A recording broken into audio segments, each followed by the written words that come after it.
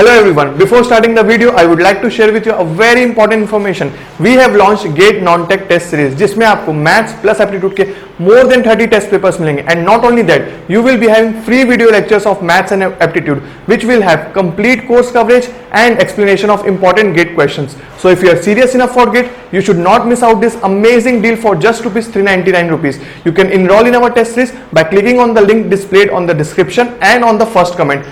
So now let's move to our topic discussion. तो अब हम वेक्टर कैलकुलस के सबसे इंपॉर्टेंट टॉपिक में आ चुके हैं, जो कि हमारा वेक्टर इंटीग्रल कैलकुलस. ठीक है, तो इसमें हम बात करने वाले हैं थ्योरम्स के बारे में. ठीक है, तो ये काफी ज्यादा इंटरेस्टिंग होने वाला है और इसी से मैक्सिमम क्वेश्चंस फ्रेम किए जाएंगे. जो हम डाइवर्जेंस, कर्ल और ग्रेडियंट वाला बात किए हैं, उनसे भी क्वेश्चंस मिलेंगे, पर वो हो सकता है कि ज्यादातर 1 मार्क में दिखे या 2 मार्क्स में कुछ ही दिखेंगे. पर यहां से आपको डेफिनेटली 2 मार्क्स में भी मिलेंगे, 1 मार्क में भी मिलेंगे. पर ये थ्योरम्स आपका बहुत ही ज्यादा इंपॉर्टेंट होने वाला है. राइट, तो इसको आप समझते हैं वेक्टर इंटीग्रल कैलकुलस. इसमें मैं सबसे पहले बात करूंगा, स्लोली थ्योरम्स की तरफ बढ़ेंगे हम. तो थ्योरम्स की तरफ बढ़ने से पहले हमें पता होना चाहिए कि लाइन इंटीग्रल क्या है, सरफेस इंटीग्रल क्या है और वॉल्यूम इंटीग्रल क्या है. वैसे आपको ये सब चीज इंटीग्रल कैलकुलस में पता है अच्छे से, पर फिर भी मैं एक बार रिकॉल करवाता हूं. तो ये है लाइन इंटीग्रल,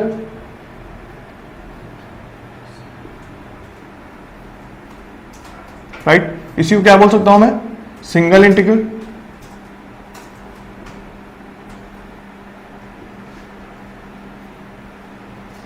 राइट, तो इसके बारे में डिस्कस करते हैं.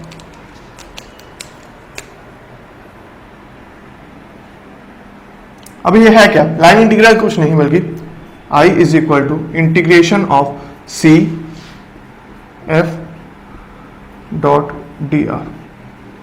ये मतलब कि क्या, ये तो मैं लिख तो दिया कि ये लाइन इंटीग्रल है, पर एक एक चीज को हमको समझना है. राइट, देखो ये इंटीग्रेशन का साइन है. सी क्या है, सी फॉर कंटूर. ठीक है, सी फॉर कंटूर. कंटूर मींस क्या, बाउंड्री. जैसे कि इंटीग्रल कैलकुलस में देख रहे थे हम, कोई रीजन था, रीजन के बाउंड्री को हम क्या बोल रहे हैं, कंटूर. ठीक है, तो इंटीग्रेशन किस रीजन के बाउंड्री में करेंगे वो बताएगा ये हमें. सी. एफ क्या है, एफ एक फंक्शन है. कैसा फंक्शन, देखो एफ है F1 आई कैप प्लस F2 जे कैप प्लस F3 के कैप. राइट, ये हो गया हमारा F. डी आर क्या है, डी आर नहीं पता आपको, तो देखिए पहले हमको आर तो पता है.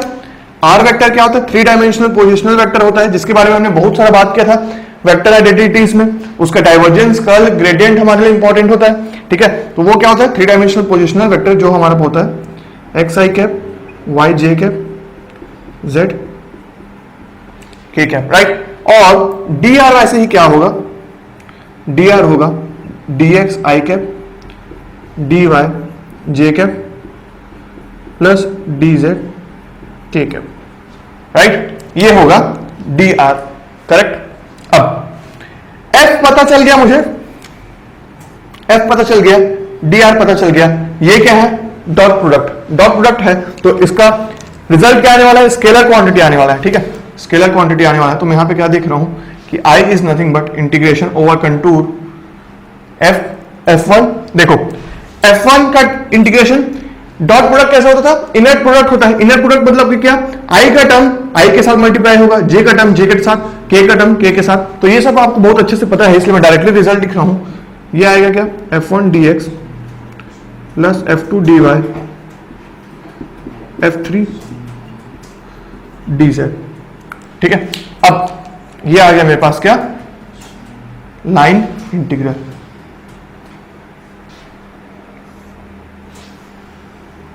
Correct, line integral. और मुझे ये क्या दिख रहा है, मुझे ये दिख रहा है एक स्केलर क्वांटिटी.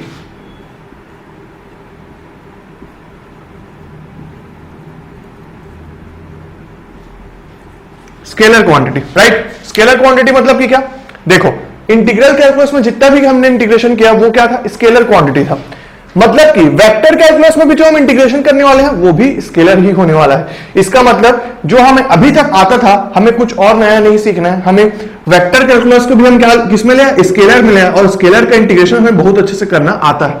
ठीक है, तो कोई नया चीज नहीं सीखना है. वेक्टर को हम ले आए हैं स्केलर क्वांटिटी में. ठीक है, स्केलर का इंटीग्रेशन हम पहले भी करते हुए आए थे, अभी भी आगे इसमें करेंगे, जो कि हम इंटीग्रेट किससे सीखेंगे, थ्योरम से पढ़ेंगे, ठीक है। थ्योरम से इस लाइन इंटीग्रल, सरफेस इंटीग्रल और वॉल्यूम इंटीग्रल का रिलेशन देखेंगे, राइट। तो ये स्केलर क्वांटिटी हो गया। अब हमें इंटीग्रेशन से वेक्टर इंटीग्रल कैलकुलस से डरने की जरूरत नहीं है, ठीक है। तो ये हो गया। अब देखो dx dy dz, करेक्ट। ये क्या बता रहा है मुझे कि ये 3 डायमेंशनल है, ठीक है, ये 3 डायमेंशनल है। अगर इन जनरल हमें क्या दिया जाता है क्वेश्चंस गेट में, 2 डायमेंशनल दिया जाता है। 2 डायमेंशनल मतलब कि जनरली xy प्लेन में। तो अगर फॉर एग्जांपल अगर मैं लिखूं फॉर एग्जांपल xy प्लेन अगर मैं कंसिडर कर रहा हूं, that is z is equal to 0 हो जा रहा है। xy प्लेन अगर कंसिडर कर रहा हूं तो z इज इक्वल टू 0 हो जा रहा है। अगर z 0 हो जा रहा है तो ये वाला टर्म 0 हो जाएगा। तो मेरे पास क्या मिलेगा इंटीग्रेशन का sign, i is equal to contour this f1 dx plus f2 dy, right. अब इसको अगर मैं देखो f1 को अगर दूसरा नाम दे दूं और f2 को भी दूसरा नाम दे दूं, मतलब कि क्या, अगर मैं इसको रिप्रेजेंट करूं ऐसे m dx n dy, देखो अब मुझे वो इंटीग्रेशन जाना पहचाना लग रहा है, वो मुझे फॉर्म जो दिख रहा है वो जाना पहचाना लग रहा है। कैसे, पेज पलटाओ, कॉपी में आप देखोगे डिफरेंशियल इक्वेशंस पे हम ये फॉर्म देखे हुए m dx plus n dy form देखे हुए।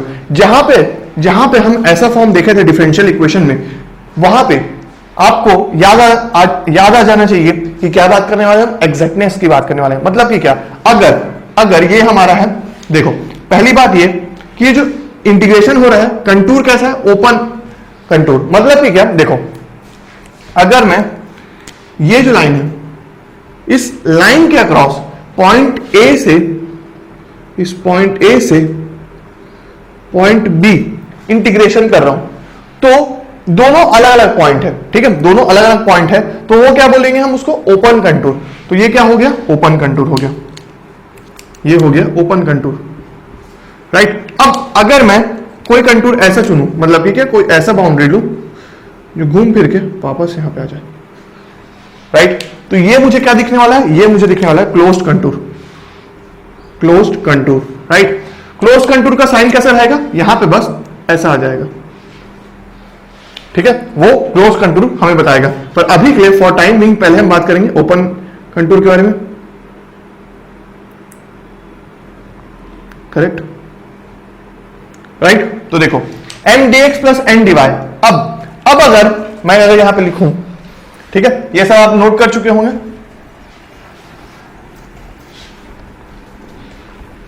हम क्या कर रहे हैं, 3 डायमेंशनल लाइन इंटीग्रल को मैं इन जनरल, मतलब फॉर एग्जांपल xy प्लेन में कंसीडर कर रहा हूं और इस फॉर्म में थोड़ा सा बात कर रहा हूं, ठीक है, 2 डायमेंशनल प्लेन में, ठीक है। तो अब अगर m dx plus n dy form में आ गया है, तो अगर मेरा डेल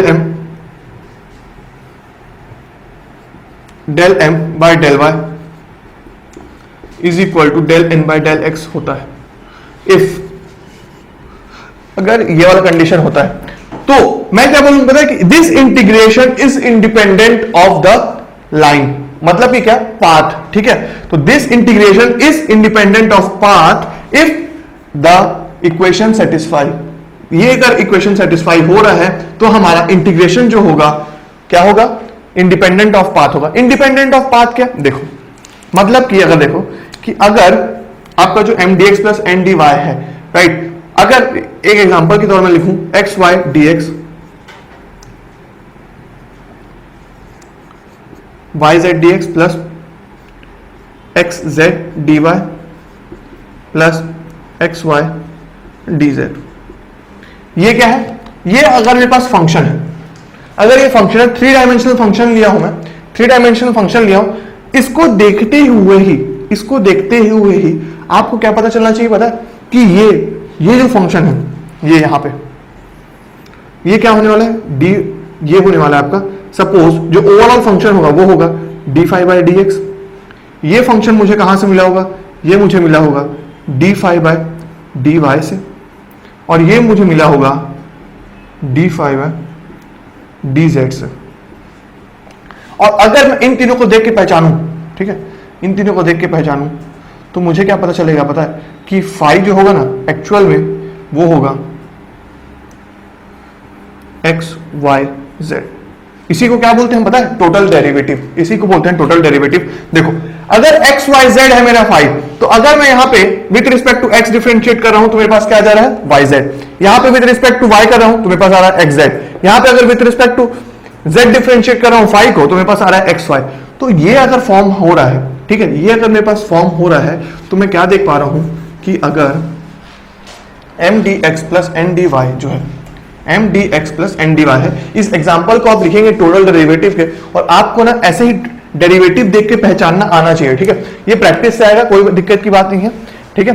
तो एम डी एक्स जो ये हमारा इंटीग्रेशन है, ठीक है, I is equal to integration of open interval m D x plus N D y अगर हो रहा है, ठीक है। और मैंने क्या बोला कि अगर ये वाला कंडीशन सेटिस्फाई हो रहा है तो जो इंटीग्रेशन है वो इंडिपेंडेंट ऑफ पाथ है। मतलब कि क्या, अगर ये हो जा रहा है हमारा D phi by D X, ठीक है, मतलब कि m is equal to D phi by D X and this is equal to D phi by D Y, correct. आपने देखा अभी कि मैंने एक एग्जांपल के तौर पे दिखाया कि 3 डायमेंशनल प्लेन में एक्स वाई जेड का इंटीग्रेशन करते हैं तो हमारा टोटल डेरिवेटिव कैसा आता है। तो ये मैं लिख सकता हूं यहां पे, इसको लिख सकता हूं टोटल डेरिवेटिव ऑफ फाइव, ठीक है, total derivative of five, right. और ये कहां से कहां हो रहा है, ओपन इंटरवल है, ओपन इंटरवल है मतलब कि पॉइंट ए से पॉइंट बी तक जा रहा है, पॉइंट ए से पॉइंट बी तक जा रहा है। तो यहां पे इसका जो इंटीग्रेशन होगा वो ये कैंसिल आउट हो जाएगा, डिफरेंशिएशन और इंटीग्रेशन कैंसिल आउट हो जाएगा, ठीक है। कैसे बोला मैं कि अभी आपने देखा Y Z D x plus X Z D Y plus X Y D X, वो कैसे आ रहा था कि अगर मैं डी बाय डी उसका अगर मैं टोटल डेरिवेटिव लेता हूं, टोटल डेरिवेटिव मतलब कि क्या कि एक्स वाई जेड के साथ अगर डिफरेंशिएशन करता हूं तो मेरे पास वही टर्म आने वाला है, ठीक है, वही टर्म आने वाला है। तो इसलिए मैं टोटल डेरिवेटिव से रिप्लेस किया और इंटीग्रेशन से डिफरेंशिएशन और इंटीग्रेशन गॉट कैंसल्ड, पर जो हमारा लिमिट्स है वो तो रहेगा, तो लिमिट्स रहेगा। तो ये एक्चुअल में क्या आने वाला है, फाइव का इंटीग्रेशन ए से बी से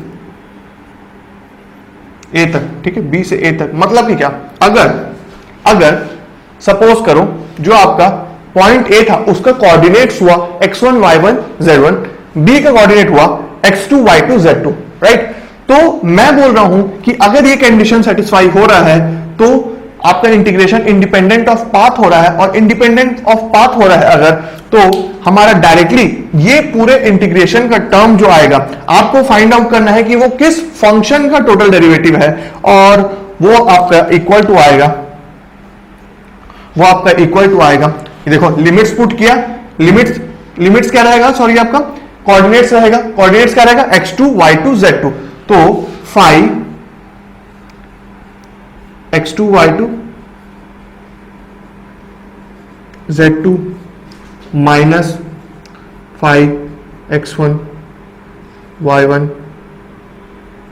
z1, ठीक है, ये राइट। तो ये रहेगा आपको।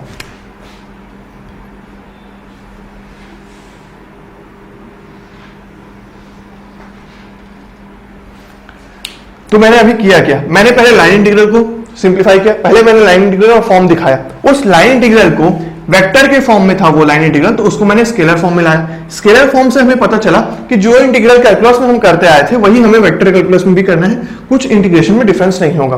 फिर मैंने देखा कि ये 3 डायमेंशनल वेक्टर इंटीग्रल कैलकुलस था, तो मैंने क्या किया, इसको 2 डायमेंशनल में लाया। 2 डायमेंशनल के लिए एग्जांपल लिया मैंने xy प्लेन का जिसमें z 0 होता है, और z 0 हुआ तो मैंने इस फंक्शन का नाम दिया mdx plus ndy। mdx ndy देख के आपको याद हो जाना चाहिए कि ये कहां पे पढ़े थे, हम डिफरेंशियल इक्वेशन में पढ़े थे। डिफरेंशियल इक्वेशन में हम एक और चीज के बारे में पढ़े थे जो था एग्जैक्टनेस के बारे में, और वो एग्जैक्टनेस का प्रॉपर्टी हम यहां सेटिस्फाई कर रहे हैं। तो अगर यहां पे भी अगर वो कंडीशन सेटिस्फाई होता है तो मैं क्या बोलूंगा, अगर ये कंडीशन सेटिस्फाई हो रहा है तो ये जो इंटीग्रेशन है वो इंडिपेंडेंट ऑफ पाथ हो रहा है, ठीक है, इंडिपेंडेंट ऑफ पाथ हो रहा है, मतलब कि कोई भी पाथ कैसे भी बना रहा है बीच में उससे फर्क नहीं पड़ेगा, बस किससे रिजल्ट करेगा, वो एंड पॉइंट्स और क्या इनिशियल पॉइंट्स पे। तो फाइनल पॉइंट्स और इनिशियल पॉइंट्स पे डिपेंड करेगा वो। अगर फाइनल पॉइंट्स और इनिशियल पॉइंट पे डिपेंड कर रहा है तो इस ये क्या हुआ, इनिशियल पॉइंट हुआ, ये हुआ फाइनल पॉइंट, इस पॉइंट का कोऑर्डिनेट रहेगा आपको क्या करना पड़ेगा, इसमें फंक्शन को आइडेंटिफाई करना होगा टोटल डेरिवेटिव का, जैसे मैंने एग्जांपल भी दिया आपको। तो फंक्शन आइडेंटिफाई करेंगे, directly x1 y1 z1 put करेंगे, फिर माइनस रहेगा और फिर एंड पॉइंट से आप उसको माइनस कर देंगे, एंड पॉइंट का कोऑर्डिनेट्स वो पुट करेंगे x2 y2 z2 और आपके पास क्या आएगा, इस इंटीग्रेशन का रिजल्ट आ जाएगा। अब मजेदार बात ये किसका कॉन्सेप्ट था, ओपन इंटीग्रल का, ठीक है। ओपन कंटूर था, एंड पॉइंट्स और फाइनल पॉइंट्स क्या थे, अलग अलग थे। अब फॉर एग्जांपल अब मैं अगर यहां पे क्लोज कंटूर ले लूं, देखो क्लोज कंटूर का एक एग्जांपल दिखा दिया जिसमें क्या था, फाइनल और एंड पॉइंट सेम थे, फाइनल और एंड पॉइंट सेम है और आपका फंक्शन इसको सेटिस्फाई कर रहा है, इस केस को अगर सेटिस्फाई कर रहा है तो डायरेक्टली आप क्या बोल सकते हो कि अगर आई जो है आपका वो इस फॉर्म में है, integration of close contour f1 dx plus f2 dy, ये इक्वल टू आ जाएगा 0। क्यों लिखा मैं 0 इसलिए लिखा क्योंकि जब मैं x2 y2 z2 पुट करूंगा तो x1 y1 z1 तीनों एक ही दूसरे से इक्वल रहेंगे। क्यों इक्वल रहेंगे, क्योंकि फाइनल और एंड फाइनल पॉइंट और इनिशियल पॉइंट सेम हो रहा है, ठीक है। तो क्लोज कंटूर के केस में ये हो जाएगा 0, करेक्ट। तो यहां पे हमें थोड़ा बहुत कॉन्सेप्ट पता होना चाहिए किसका, टोटल डेरिवेटिव का। आपको ये कंडीशन डिफरेंशियल इक्वेशन से सेटिस्फाई करवाना आना चाहिए और क्वेश्चन को देख कर ही आपको अंदाजा हो जाना चाहिए कि क्या टोटल डेरिवेटिव होगा, जिसके लिए मैंने एग्जांपल के तौर पे आपको क्या दिया था, x1 yz dx plus x xz dy plus y x dz, ठीक है। इस total derivative of x y z, ठीक है। ये एग्जांपल के तौर में भी मैंने आपको दे दिया, ठीक है। तो आपको किसका आइडिया हो गया, ओपन इंटरवल का इंटीग्रेशन का आइडिया हो गया और क्लोज कंटूर का भी आइडिया हो गया। अब हम किसके बारे में बात करेंगे, अब हम बात करेंगे सरफेस इंटीग्रल और वॉल्यूम इंटीग्रल के बारे में। पर उससे पहले आपको एक नोट पॉइंट लिखना पड़ेगा एक और, कि देखो यहां पे अभी हमने थोड़ा सा देखा किसके बारे में आइडिया लिया, इसके बारे में आइडिया लिया ओपन और लाइन के बारे में। अब वैसे जनरली यहां से पॉइंट पूछा नहीं आता, पर फिर भी थोड़ा बहुत आपको आइडिया होना चाहिए कि इफ एफ, अभी इंटीग्रेशन में आपने देखा एफ डॉट डी आर था, ठीक है, डॉट प्रोडक्ट था डी आर के साथ। तो अगर आपका एफ जो है वो फोर्स को नोट करके लिखता हूं यहां पे मैं,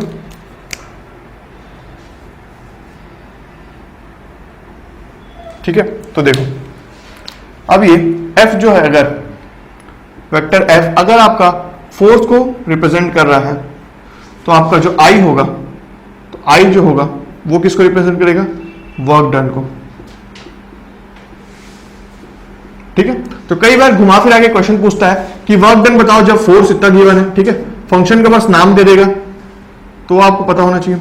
और दूसरा चीज, अगर एफ आपका फ्लो को रिप्रेजेंट कर रहा है तो आपको पता होना चाहिए कि जो आपका इंटीग्रेशन का जो रिजल्ट आएगा वो किसको रिप्रेजेंट करेगा, सर्कुलेशन को, तो वो आपका सर्कुलेशन को रिप्रेजेंट करेगा, ठीक है। ये जो पॉइंट आपको पता चले होना चाहिए बेसिक सा। अब मैं बात करने वाला हूं सरफेस इंटीग्रल के बारे में। अब बात करूंगा मैं सरफेस इंटीग्रल और वॉल्यूम इंटीग्रल के बारे में।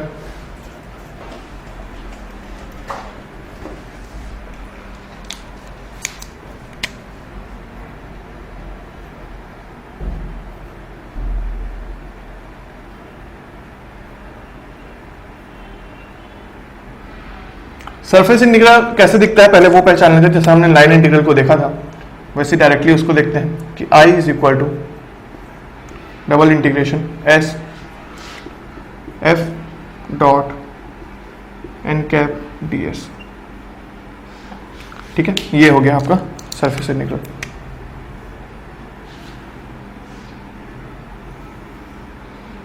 राइट, देखो F के बारे में आपको पता चल चुका लाइन इंटीग्रल से। n क्या है, यूनिट नॉर्मल वेक्टर है, ये आपको पहले ही पता है। किसमें, कहां से पता चला आपको, कर्ल से, ठीक है। कर्ल से आपको ये चीज आइडिया हो गया होगा क्योंकि हमने वहां पे भी देखा था यूनिट नॉर्मल वेक्टर के बारे में। और कहां देखा था, कर्ल में देखा था, और कहां, क्रॉस प्रोडक्ट में देखा था, ठीक है, क्रॉस प्रोडक्ट में देखा था। तो यूनिट नॉर्मल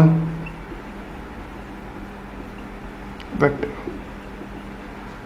ठीक है, यूनिट नॉर्मल वेक्टर। इस यूनिट नॉर्मल की बात कहां हुई थी? एक तो आपका क्रॉस प्रोडक्ट में हुआ था, सबसे पहले इसका जिक्र, दूसरा था कर्ल में जिक्र हुआ था। कैसे कर्ल में जिक्र हुआ था कि दो वेक्टर्स के अगर मेरे को परपेंडिकुलर वेक्टर निकालना है तो मैं उसका कर्ल लूंगा और कर्ल के मैग्नीट्यूड से उस वेक्टर का मैग्नीट्यूड से डिवाइड करूंगा तो मेरे पास यूनिट नॉर्मल वेक्टर आ जाएगा।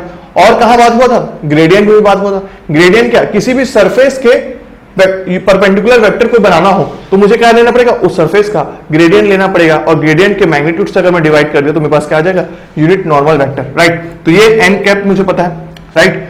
डीएस क्या है? डीएस होता है आपका सरफेस, सरफेस का यूनिट नॉर्मल वेक्टर। मतलब कि देखो आपका ये क्या होने वाला है? प्लेन, ठीक है। तो मैं फिर से आपके लिए बना रहा हूं ये, करेक्ट। तो ये X Y Z, correct, X Y Z है आपके सामने। अब अगर मैं ये यहां पे ले रहा हूं एक्स वाई जेड, अगर मैं एक्स वाई प्लेन में बात कर रहा हूं, एक्स वाई प्लेन, ठीक है, एक्स वाई प्लेन, देख लो एक्स वाई प्लेन है, ये है एक्स वाई प्लेन। तो इसमें से यूनिट नॉर्मल वेक्टर क्या दिख रहा है मुझे? जेड, ठीक है, यूनिट नॉर्मल वेक्टर मुझे दिख रहा है जेड, ठीक है। तो वैसे ही अगर मैं तीनों प्लेन की बात करूं, तीनों प्लेन की बात करूं तो मैं क्या देख रहा हूं यहां पर? ये हो गया,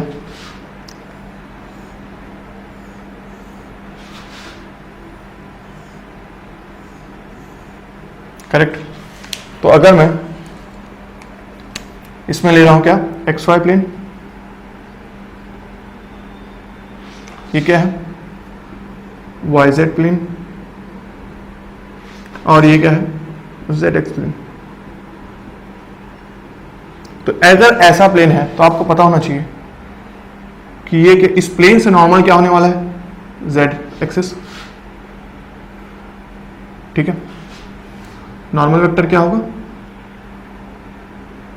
के कैप, ठीक है। नॉर्मल वेक्टर क्या होगा इसमें? ये होगा आई कैप।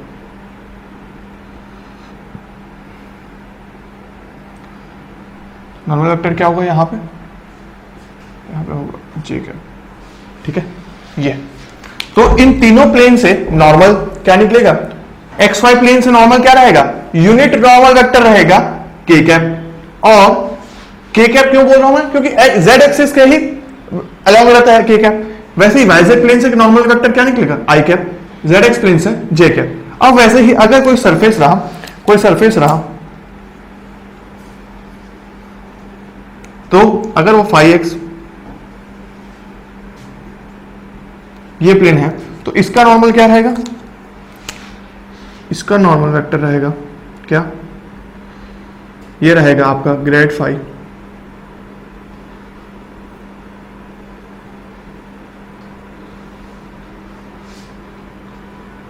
का मैग्नीट्यूड, ठीक है,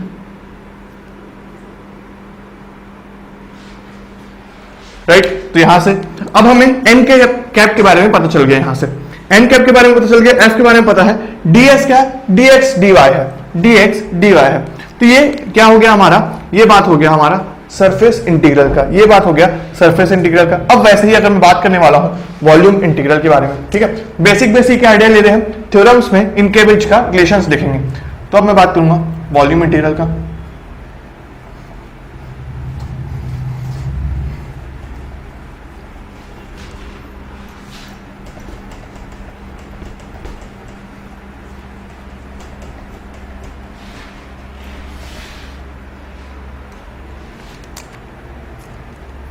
थर्ड इज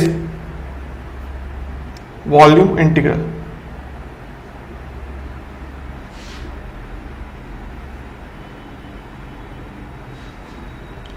ठीक है, ये हो गया वॉल्यूम इंटीग्रल। तो वॉल्यूम इंटीग्रल क्या होगा आपका? अगर I is equal to triple integration of V F dV, ये हो गया आपके पास क्या? Volume integral.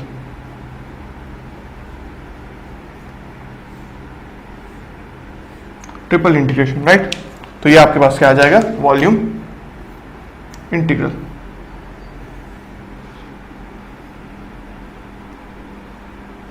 करेक्ट। तो देखो एक लाइन इंटीग्रल, सिंगल इंटीग्रल, या फिर आपका डबल इंटीग्रल, ठीक है, जिसको क्या बोलते हैं हम, सरफेस इंटीग्रल। ये हमने इंटीग्रल कैलकुलस में भी बोला था। फिर वॉल्यूम इंटीग्रल या फिर ट्रिपल इंटीग्रल, ये तीनों के बारे में हमने बात कर लिया। अब इंपॉर्टेंट टॉपिक होने वाला है वेक्टर इंटीग्रल कैलकुलस का, वो रहेगा क्या, इन तीनों इंटीग्रल्स के बीच का रिलेशनशिप। ये तीनों क्या रिलेशनशिप, यही बात करेंगे हम किसमें, Stokes theorem, Gauss divergence theorem और ग्रीन्स थ्योरम के बारे में। ठीक है, तो इसके लिए अब मैं थ्योरम्स का हेडिंग डालने वाला हूं, इसी के साथ रिलेट करते हुए चलता हूं। राइट, तो मैं क्या बोल रहा हूं, अभी हम यहां पे इन तीनों इंटीग्रल्स का, पहले हमने क्या किया, इंटीग्रल्स के बारे में जान लिया। अब हम क्या करेंगे, इन तीनों इंटीग्रल्स का रिलेशनशिप देखने वाले हैं, रिलेशनशिप देखने वाले हैं। राइट, तो मैं बात करने वाला हूं पहला स्टोक्स थ्योरम। राइट, तो ये हो गया फर्स्ट स्टोक्स थ्योरम।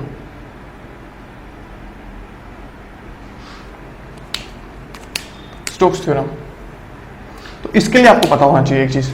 देखो, पहली बात, ये क्या है, ब्लैकबोर्ड का, ब्लैकबोर्ड के 4 साइड्स हैं। ठीक है, 4 साइड्स हैं, 1 2 3 एंड 4, करेक्ट। ये क्या है, एक बाउंड्री है, यहां से यहां पूरा बाउंड्री है, यहां से यहां एक बाउंड्री है, यहां से यहां एक और बाउंड्री है। ठीक है, और ये बाउंड्री है, चारों बाउंड्री क्लोज्ड होकर क्या बना रहे हैं, एक सरफेस बना रहे हैं। ये पूरा सरफेस बना रहे हैं। मतलब कि ये कि अगर अभी मैंने क्या बोला था, लाइन इंटीग्रल कितने टाइप के होते हैं, 2 टाइप के होते हैं। एक होता है आपका ओपन कंटूर। ओपन कंटूर का मतलब क्या है, उस ओपन कंटूर का बाउंड्री जो रहेगा वो अगर ओपन रहा तो वो, ठीक है, एक पॉइंट वो हुआ।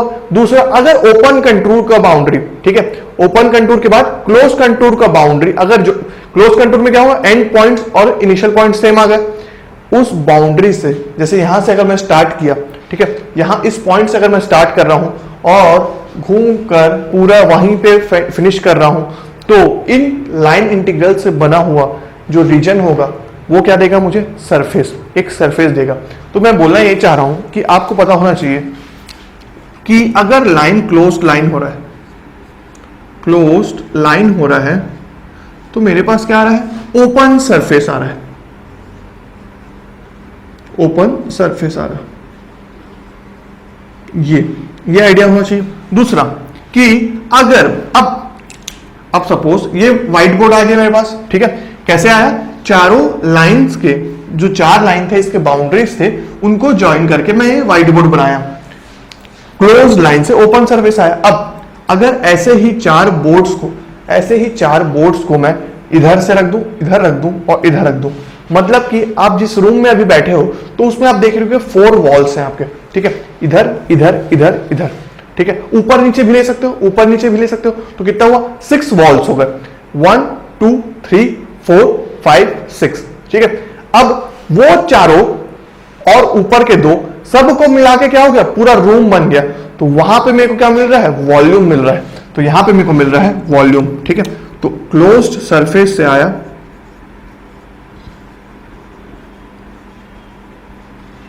वॉल्यूम, ठीक है, यहां से आया वॉल्यूम, यहां से आ गया वॉल्यूम, यहां से वॉल्यूम आया। और वॉल्यूम जो होता है बाय डिफॉल्ट आपका क्या होता है, बाय डिफॉल्ट आपका होता है ओपन, ठीक है। जो रूम है आपका ओपन ही है, उसी में आप बैठे हो, तो आप देख रहे होगे सरफेस को क्लोज करने से मिला वॉल्यूम, और सरफेस पाने के लिए, ओपन सरफेस पाने के लिए आपको लाइन को क्लोज करना पड़ेगा।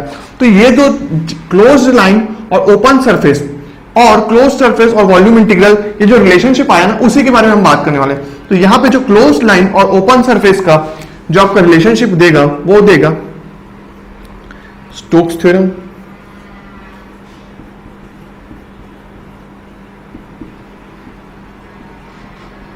या तो फिर इसको 2 डायमेंशनल में जब मैं लूंगा तो मैं इसको बोलूंगा ग्रीन्स थ्योरम।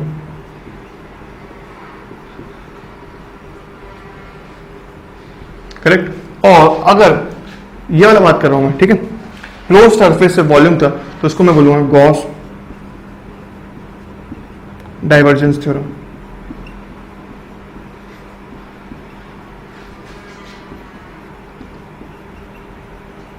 ठीक है, तो ये बेसिक आइडिया हुआ, ठीक है, एकदम लेमैन लैंग्वेज में रहा ये। पर अब मैं बात करने वाला हूं डिटेलिंग में। अब मैं बात करने वाला हूं वेक्टर्स के फॉर्म में इसको। तो ये थोड़ा सा बेसिक था कि आपका आइडिया थोड़ा सा फील करवाने का कि एक्चुअल में थ्योरम्स कर क्या रहे हैं। थ्योरम्स आपका लाइन इंटीग्रल, सरफेस इंटीग्रल और वॉल्यूम इंटीग्रल को रिलेट करवा रहे हैं, ठीक है।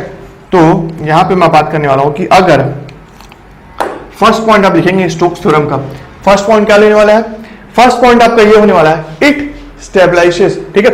ये क्या करता है, ये स्टेब्लिश करता है relationship between line integral and surface integral. It establishes the relationship between line integral and surface integral. Bracket में आप लिखेंगे single integral and double integral, ठीक है। तो फर्स्ट पॉइंट क्या हुआ, ये स्टैब्लिश कर रहा है relationship between line integral and surface integral, और मतलब कि क्या, सिंगल इंटीग्रल और डबल इंटीग्रल। सेकंड पॉइंट आपका क्या रहेगा, सेकंड पॉइंट आपका रहने वाला है बहुत ही इंपॉर्टेंट, क्या इसको मैं लिखूंगा भी खुद कि सेकंड पॉइंट आपका होने वाला है यहाँ पे, ये रिलेशनशिप किसके बीच होगा, this is the relationship between closed line integral and open surface integral, ठीक है। This is the relationship between closed line integral and open surface integral, closed line and open surface integral, right. Second point was very important, तो आपकी उसको क्या करेंगे, star mark कर देंगे। Closed line और ओपन सरफेस के बीच का ही रिलेशनशिप यहां पे हो सकता है। अगर ओपन लाइन इंटीग्रल रहा या फिर ओपन कंटूर रहा तो वो वहां पे स्टोक्स थ्योरम एप्लीकेबल नहीं होगा, ठीक है, वहां पे एप्लीकेबल नहीं होगा। थर्ड पॉइंट क्या लिखेंगे आप, it is also called as curl theorem, it is also called as curl theorem, right. तो यहां पे अब मैं बोलने वाला हूं रिलेशनशिप, अगर मैं लिखता हूं यहां पे तो आपके पास क्या आ रहा है, ये आ गया मेरे पास क्लोज इंटीग्रल, क्लोज कंटूर, ठीक है, integration F dot D R, correct. ये किसके इक्वल होगा, सरफेस इंटीग्रल, ठीक है। ओपन सरफेस है, देख लो, क्लोज सरफेस बना तो क्या करता मैं, ये ऐसे ही सर्कल इसके ऊपर भी करता, ठीक है, क्लोज सरफेस दिख जाता, तो वो क्या होगा, curl of vector F, curl of vector F, ये किससे होगा, डॉट एन डी एच। इसी को अगर मैं मैथमेटिकली लिखूं तो क्या लिख सकता हूं, F dot D R is equal to, देखो दो बार लिखने के बजाय अगर एग्जाम में ऐसा भी हो सकता है कि एक ही इंटीग्रेशन दिया हो और पीछे अगर नीचे में अगर एस लिखा हो तो उसका मतलब क्या होने वाला है, सरफेस इंटीग्रल ही होने वाला है। कर्ल को कैसे लिखता हूं मैं, del cross F dot N D S, ठीक है। तो ये आ गया मेरे पास स्टोक्स थ्योरम, ये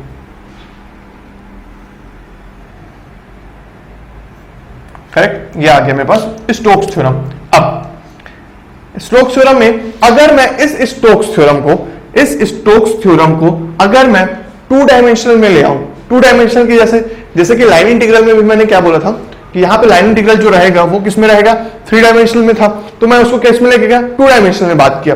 अगर मैं इसी स्टोक्स थ्योरम को भी टू डायमेंशनल में ले जाऊं और स्केलर फॉर्म में डिनोट करूं तो उसको अगर मैं लिखता हूं तो वो क्या हो जाएगा मेरा, Green's theorem. Second theorem will be Green's theorem.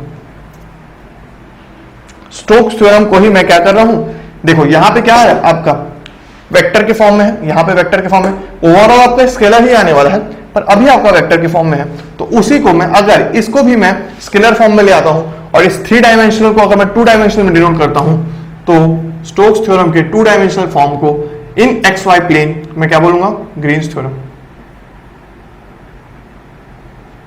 Green's theorem, ठीक है। तो इसमें क्या होने वाला है, इसमें बस आपका अगर एफ डॉट डी आर है तो वो किसके जैसे इक्वेट होगा, आपको मैं बताया था, ये आपका हो जाता है टू डायमेंशनल में आपका f1 dx plus f2 dy, ठीक है, ये हो गया ये, और ये इक्वल टू होगा आपका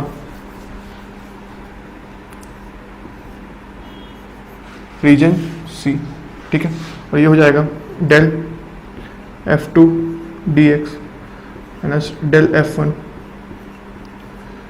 dy, ठीक है। अब देखो यहां पे क्या लिखा हुआ है, C, यहां पे क्या लिखा हुआ है, R, C for contour, R for reason.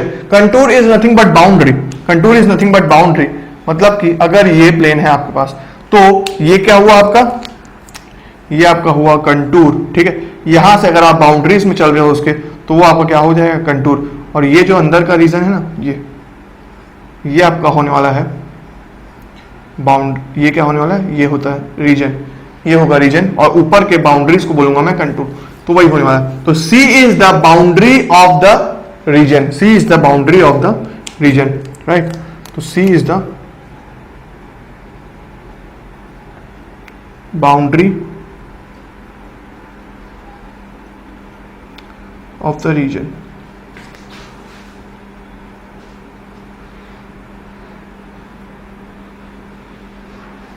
Correct.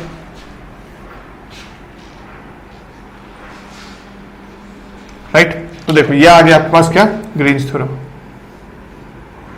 इसमें आप क्या क्या पॉइंट लिखोगे, इसमें आप पॉइंट लिखोगे, ये भी किसके बीच रिलेशनशिप स्टेब्लिश कर रहा है, ये स्टेब्लिश कर रहा है आपका line integral and surface integral, मतलब कि क्या, single integral and double integral के बीच में, करेक्ट।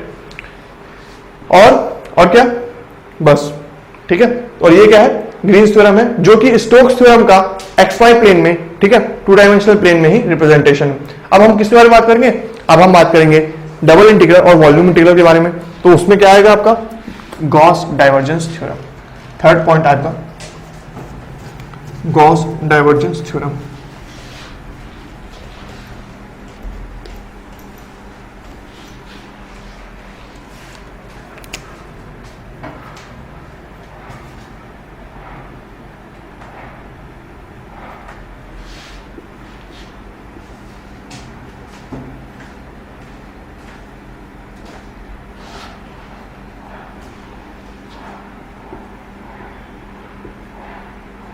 इसमें आप पॉइंट्स लिखेंगे। पहला point, it's establishes the relationship between the surface integral and volume integral.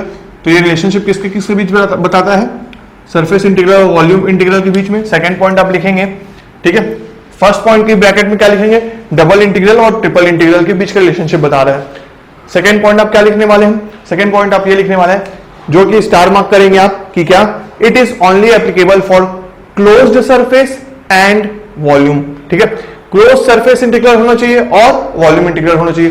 तो वॉल्यूम तो बाय डिफॉल्ट आपका क्या होता है, ओपन ही होता है, पर क्लोज्ड सरफेस होना बहुत ज्यादा जरूरी है। तो ये क्या होने वाला है, आपका सेकंड पॉइंट होने वाला है। थर्ड पॉइंट आपका होने वाला है, it is also called as divergence theorem, ठीक है। गॉस को कभी कभार नहीं बोलते, तो हम क्या बोलते हैं, डाइवर्जेंस थ्योरम, राइट। तो ये क्या होता है, ये थ्योरम आपका होता है, अगर मैं सरफेस इंटीग्रल कर रहा हूं, क्लोज्ड सरफेस इंटीग्रल, राइट। तो ये हो गया surface f dot N cap ds, ठीक है, unit normal vector to the surface n, ठीक है, to the surface s।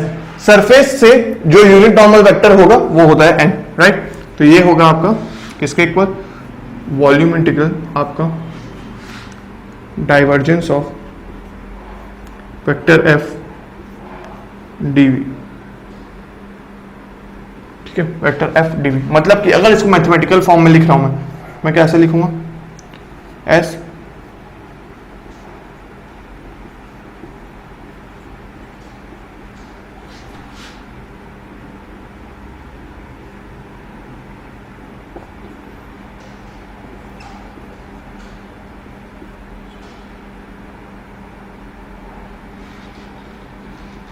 Divergence D, ये, ठीक है। तो ये आ गया मेरे पास क्या,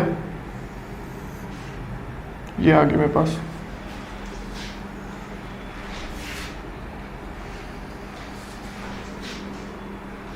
करेक्ट, ये आ गया मेरे पास क्या, गॉस डाइवर्जेंस थ्योरम। तो यहां पे हमारे तीनों थ्योरम्स कंप्लीट होते हैं। यहां पे अब देखो बेसिक आइडिया आपको हो गया। मैंने आपको तीनों थ्योरम्स का 3 पॉइंट्स बताया और मेन मैथमेटिकल फॉर्म भी दिखाया, रिप्रेजेंटेशन भी करके दिखा दिया। अब मुद्दे की बात यह है कि इन पे बेस्ड क्वेश्चंस कैसे आते हैं वो हमें देखना है। तो उसके लिए हमने प्लेंटी ऑफ क्वेश्चंस सेलेक्ट किया हुआ है, गेट के ही आए हुए क्वेश्चन, जो आपका बहुत ही अच्छे से कॉन्सेप्ट क्लियर कर देंगे। तो पहले तो आपको ये सब लिखना था, अब हम किसके ऊपर जाएंगे, कॉन्सेप्ट्स को उस अप्लाई करने जाएंगे उन क्वेश्चंस पे। तो मैं क्या करने वाला हूं, अब आप क्या करेंगे, थ्योरम्स को करेंगे रिवाइज, मैं करूंगा बोर्ड वाइड और फिर हम करेंगे क्वेश्चन अटेम्प्ट, राइट। तो चलते हैं अब न्यूमेरिकल्स अटेम्प्ट करने। तो चलिए, तो देखिए ये हमारे सामने क्या है, फर्स्ट क्वेश्चन है और सेकंड क्वेश्चन है। इसको अटेम्प्ट करना स्टार्ट करते हैं। पहला प्रॉपर्टी क्या कि अगर आपका फर्स्ट क्वेश्चन में दिख रहा है क्लोज्ड इंटरवल, जैसे ही क्लोज्ड इंटरवल दिमाग गया, क्लोज्ड इन कंटूर में लाइन इंटीग्रल है, तो कभी भी क्वेश्चंस में गेट एग्जाम में आपको क्लोज्ड कंटूर दिखा, ठीक है, तो आप सबसे पहले किसके बारे में सोचेंगे, थ्योरम्स के बारे में सोचेंगे। मतलब कि क्या, Stokes theorem, Gauss divergence theorem और आपका ग्रीन्स थ्योरम के बारे में, ठीक है, राइट। और क्या, देखो X Y square D X square Y D Y, इसका इंटीग्रेशन करना है। कंटूर कैसा दिया हुआ है, सर्कल दिया हुआ है, X square plus Y square is equal to 1, radius क्या है, 1 है। अब उस सर्कल के बाउंड्री में हमें इसका इंटीग्रेशन करना है, राइट। अब अगर मैं ये तो बोल दिया कि थ्योरम्स से जाना चाहिए, पर थ्योरम्स के बजाय अगर मैं दूसरे साइड से जाऊं, जो इजी हो सकता है क्या, कि जब मैंने आपको introduction to line integral, surface integral और वॉल्यूम इंटीग्रल के बारे में बताया था, तो लाइन इंटीग्रल के केस में मैंने क्या दिया था कि लाइन इंटीग्रल का फॉर्म क्या होता है, और जब उस लाइन इंटीग्रल को मैं किस में लेके आया था, 3 डायमेंशनल फॉर्म से 2 डायमेंशनल में लेके आया था। 2 डायमेंशनल के बाद मैंने क्या बोला था कि अगर आपका m del m by del x del y और del n by del x आपका इक्वल होता है, तो आपका जो इंटीग्रेशन होता है वो इंडिपेंडेंट ऑफ पाथ हो जाता है, राइट। तो अगर मैं उस कॉन्सेप्ट से इसको करने की कोशिश कर रहा हूं, तो पहला क्राइटेरिया क्या है कि या तो वो आपका क्या हो, ओपन इंटीग्रल हो या क्लोज इंटरवल हो, वो फर्क नहीं पड़ता, पर हमें क्या आइडेंटिफाई करना पड़ेगा, हमें आइडेंटिफाई करना आना चाहिए कि m क्या है और n क्या है। तो मैं देख रहा हूं कि dx का जो टर्म है वो क्या होने वाला है, m, और dy का जो टर्म है वो होने वाला है n। तो अगर मैं m मेरे पास आ गया एक्स वाई स्क्वायर, तो मैं अगर चेक कर रहा हूं del m by del y check कर रहा हूं, तो मेरे पास आ रहा है 2xy, और del n by del x check कर रहा हूं तो भी आ रहा है 2xy, ठीक है, राइट। तो अब मैं देख पा रहा हूं कि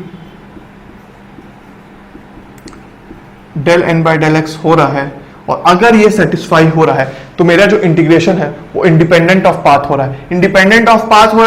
अगर इंडिपेंडेंट ऑफ पाथ हो रहा है तो कोई भी पाथ हो भाई बीच में, ये किस पे डिपेंड करेगा, सिर्फ फाइनल और इनिशियल पॉइंट्स पे।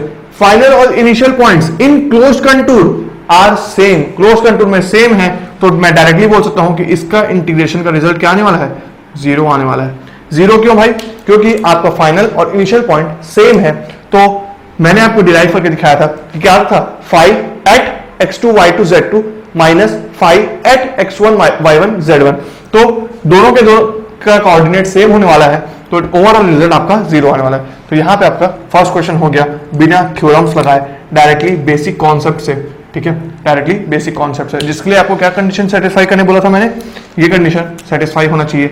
और इसमें सबसे बड़ा टास्क क्या होना चाहिए आपका, m और n को आइडेंटिफाई करना।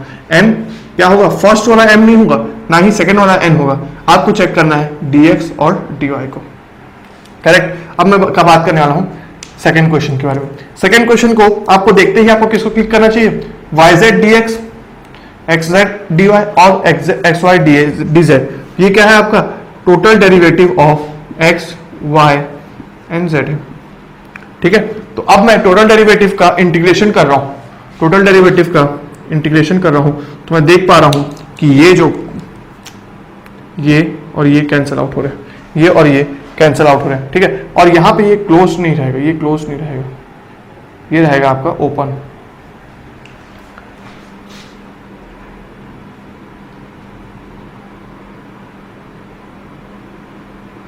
ठीक है। तो ये क्या हो गया आपका, ये हो गया आपका 5, दिस इज व्हाट 5, जो मैंने बोला था कि आपको देख के ही आइडेंटिफाई करना चाहिए 5। तो और यहाँ पे कंटूर क्या है, ये कंटूर क्या है, यहाँ पे कंटूर है, यहाँ पे 2 पॉइंट्स के बीच का, ये A से लेके B, मतलब कि यह पॉइंट से लेके यहाँ तक, और इसका कोऑर्डिनेट क्या है 1,1,0, और ये क्या हो गया 2, 3, 2, मतलब कि क्या, ये हो गया आपका x1 y1 और z1, ये क्या हो गया आपका x2 y2 z2, और मेरे पास क्या आ गया, फाई आ गया है। मेरे पास अगर फाई आ गया है और मैं देख पा रहा हूं कि ये क्या है, एक्चुअल में टोटल डेरिवेटिव ही है। अगर टोटल डेरिवेटिव है भाई, तो मैं इसको क्या लिख सकता हूं, डायरेक्टली जो रिजल्ट आने वाला होगा इंटीग्रेशन का, वो कहां से कहां होगा, वो होगा 5 at 2, 3, 2 माइनस 5 at 1, 1, 0। इसका मतलब कि क्या, एक्स वाई जेड की value at 3, X Y Z की वैल्यू 2, 3, 2 पे और 1, 1, 0 पे। तो देखो x की वैल्यू 2, y की वैल्यू 3, z की वैल्यू 2, कितना आया 12, माइनस x की वैल्यू 1, y की वैल्यू 1, z की वैल्यू 0, 0। तो आंसर कितना है 12। तो ये 12 इसका रिजल्ट आ गया और इसको ये हमारा हो गया आंसर। ठीक है, तो यहां पे सेकंड क्वेश्चन हो गया। पर इसको अब मैं क्या बोल रहा हूं कि ये फॉर्म टोटल डेरिवेटिव वाला सपोज किसी को समझ नहीं आता है, किसी को एग्जाम में देख के क्लिक नहीं करता, और जरूरी थोड़ी कि इतना बेसिक्स है टोटल डेरिवेटिव को फॉर्म दे, कॉम्प्लेक्स भी आते हैं, तो वो अगर क्लिक नहीं कर रहा है, अगर वो क्लिक नहीं कर रहा है तो आपको पता होना चाहिए कि आपका वेक्टर कैलकुलस में आपको पैरामेट्रिक फॉर्म का आइडिया होना चाहिए। पैरामेट्रिक फॉर्म का आइडिया मतलब कि क्या, देखो मतलब कि देखो अभी एक ऐसा प्लेन है, 3 डायमेंशनल प्लेन है। 3 डायमेंशनल प्लेन मतलब कि क्या, 3 वेरिएबल्स हैं, 3 वेरिएबल्स को अगर मैं इंटीग्रेट करने जाऊं तो काफी कॉम्प्लेक्स होने वाला है। तो मैं क्या करूंगा, इन 3 वेरिएबल्स को किसी एक वेरिएबल के फॉर्म में लाने की कोशिश करूंगा। 3 वेरिएबल को अगर किसी एक वेरिएबल के फॉर्म में लाने की कोशिश कर रहा हूं मैं, तो उसको मैं क्या बोलने वाला हूं, पैरामेट्रिक फॉर्म। राइट, देखो कैसे लाता हूं, करेक्ट। देखो लाइन क्या है, एक्स, एक्स कहां से कहां वेरी कर रहा है, X is varying from, x is varying from 1 से 2, y is varying from 1 से 3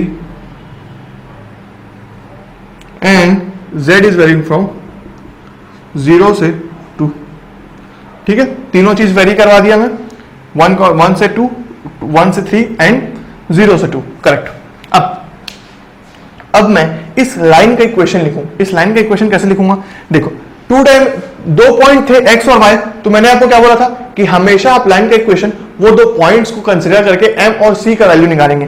पर जब 3 कोऑर्डिनेट्स दिए गिवन होगा तो उस केस में आप क्या करने वाले हैं, उस केस में आप करने वाले हैं इसको x minus x1 upon x2 minus x1, parametric form के लिए कंडीशन। ठीक है, y minus y1, y2 minus y1 is equal to z minus z1।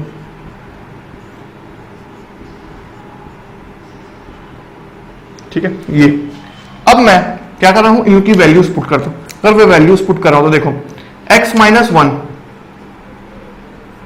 Upon x2 क्या है 2 माइनस 1, और ये क्या हो गया आपका y minus y1 is how much 1 upon 3 minus 1, और ये क्या हो गया आपका, ये हो गया आपका z माइनस 0 अपॉन 2 माइनस 0।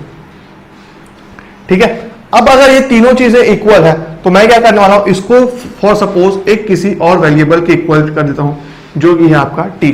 इसको मैं क्या किया, किसी और के इक्वेट कर दिया t के। ठीक है, तो यहां पे मैं क्या करने वाला हूं, किसी और के इक्वल इक्वेट करने वाला हूं t से। तो ये जो अब मेरा जो इक्वेशन आया ना, ये मुझे क्या देने वाला है, रिलेशन देने वाला है इस x y z तीनों वेरिएबल का किसी एक वेरिएबल से t के। ठीक है, और मैं इस तीनों वेरिएबल्स को रिप्लेस कर पाऊंगा किसी एक वेरिएबल से, और फिर मेरा इंटीग्रेशन हो जाएगा इजी। तो कैसे होगा, x minus 1 2 minus 1 is equal to T कर रहा हूं, is equal to T put किया तो मैं देख रहा हूं कि x minus 1 is equal to T. तो x की वैल्यू क्या आ रही है, t प्लस 1, x की वैल्यू आ गई t प्लस 1, करेक्ट।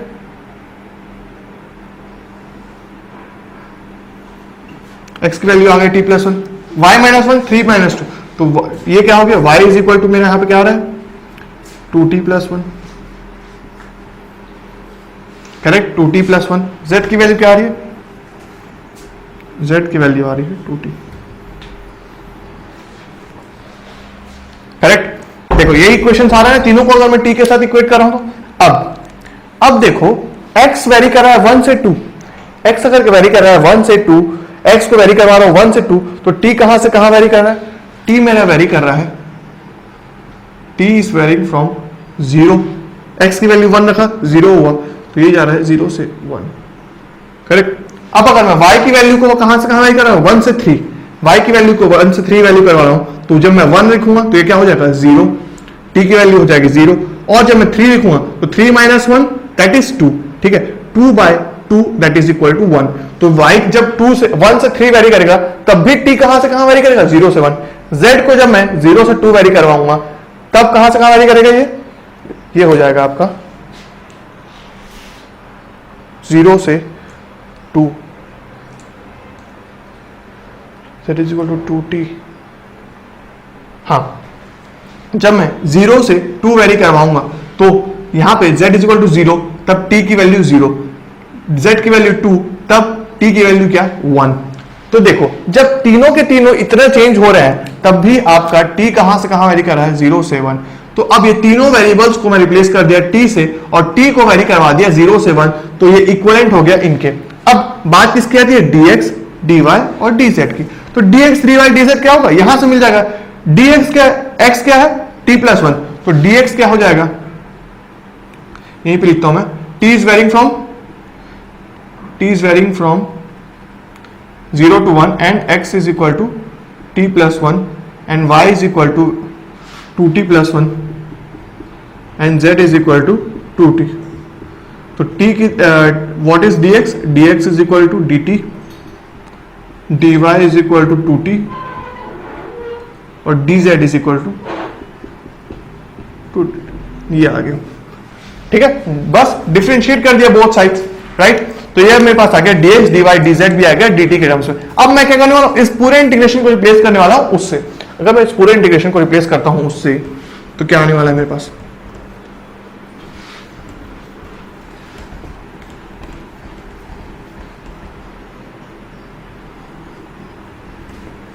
देखो इसको मैं रिप्लेस करने वाला हूं इससे। इंटीग्रेशन कहां से कहां होगा, 1 से 0 से लेके, क्यों, क्योंकि t वेरीज फ्रॉम 0 to 1 और यहां पे y z dx, y क्या है 2t प्लस 1 2t, dx क्या है, dx है आपका dt प्लस xz, x क्या है t प्लस 1 और आपका z क्या है 2t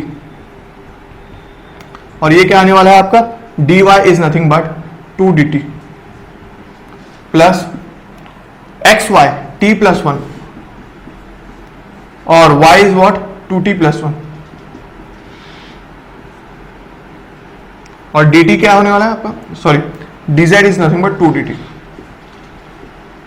इसको सिंप्लीफाई कर देते हैं हम। सिंप्लीफाई कैसे करेंगे, ये हो जाएगा आपका 4t स्क्वायर प्लस 2t, ठीक है, प्लस क्या आ रहा है आपके पास, plus 2t square plus 2t और ये 2 बचा तो 2 को इसमें कर देता हूं 4, करेक्ट। और आपके पास आ रहा है यहां पे t प्लस 1 तो 2t into 2t square plus 4t square plus आपका हाँ प्लस 2t प्लस 4t और यहां पे t 2t plus 2t square फिर 2t 4t 2t और प्लस 2, ये। तो अगर मैं इस पूरा को सिंप्लीफाई कर देता हूँ, इंटीग्रेट कर देता हूँ 0 से 1 से, और ये क्या हो गया आपका dt हो गया। तो मेरे पास कितना आ रहा है, मेरे पास आ रहा है 40 स्क्वायर 80 स्क्वायर 12t स्क्वायर, ठीक है, 12t स्क्वायर प्लस 2 6 एंड 8,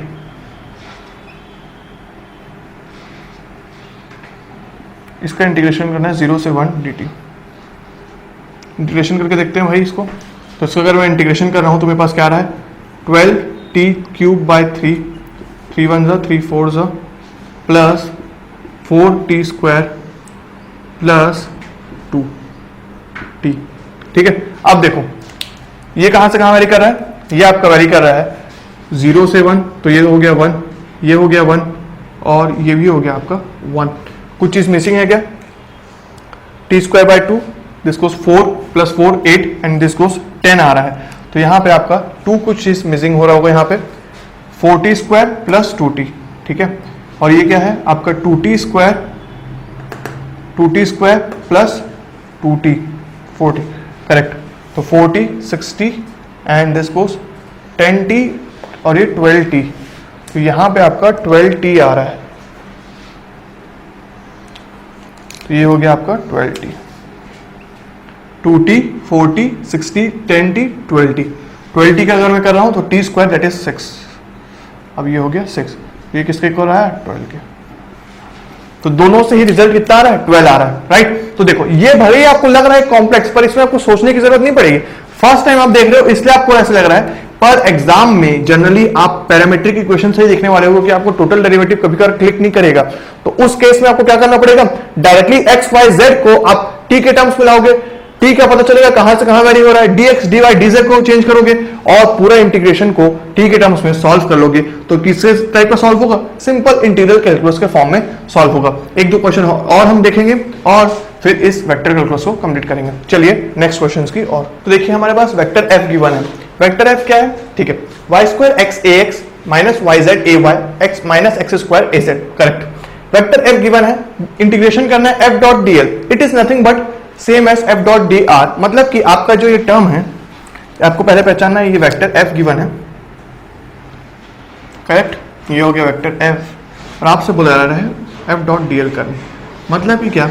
ये कुछ नहीं बल्कि आपका इंटीग्रेशन ऑफ f1, देखो dl मैं डायरेक्टली लिख रहा हूं, ये ax is nothing but i cap j cap k cap, तो मैं डायरेक्टली लिखने वाला हूं टर्म, क्योंकि आपको लाइन इंटीग्रल का फॉर्म मैंने बता चुका है। तो y square X T X plus minus Y Z D Y minus X square D Z, ठीक है, ये होने वाला है। तो ये आपके पास लाइन इंटीग्रल आ गया, इसी का आपको सॉल्व करना है। दिस इज, तो पहला टास्क क्या था आपका कि इंटीग्रेशन पहचानना कि इंटीग्रेशन हो क्या रहा है आखिर, राइट। तो हमने इंटीग्रेशन पहचान लिया, राइट। अब बात करना है कंटूर का, ठीक है। ओपन कंटूर है, तो कैसा कंटूर है? Segment on X axis from X is equal to 1 to X is equal to 2, मतलब कि देखो ये एक्स इज इक्वल टू 1 से लेके एक्स इज इक्वल टू 2 तक जा रहा है, जहां पे मतलब कि क्या, ये एक्स एक्सिस के ऊपर बात हो रहा है, एक्स एक्सिस के ऊपर बात हो रहा है। एक्स एक्सिस के ऊपर अगर बात हो रहा है तो क्या वेरी कर रहा है? एक्स वेरी कर रहा है, X is varying from 1 to 2, correct. 1 से 2 वेरी कर रहा है, तो y कहां से कहां, y क्या होगा यहाँ पे?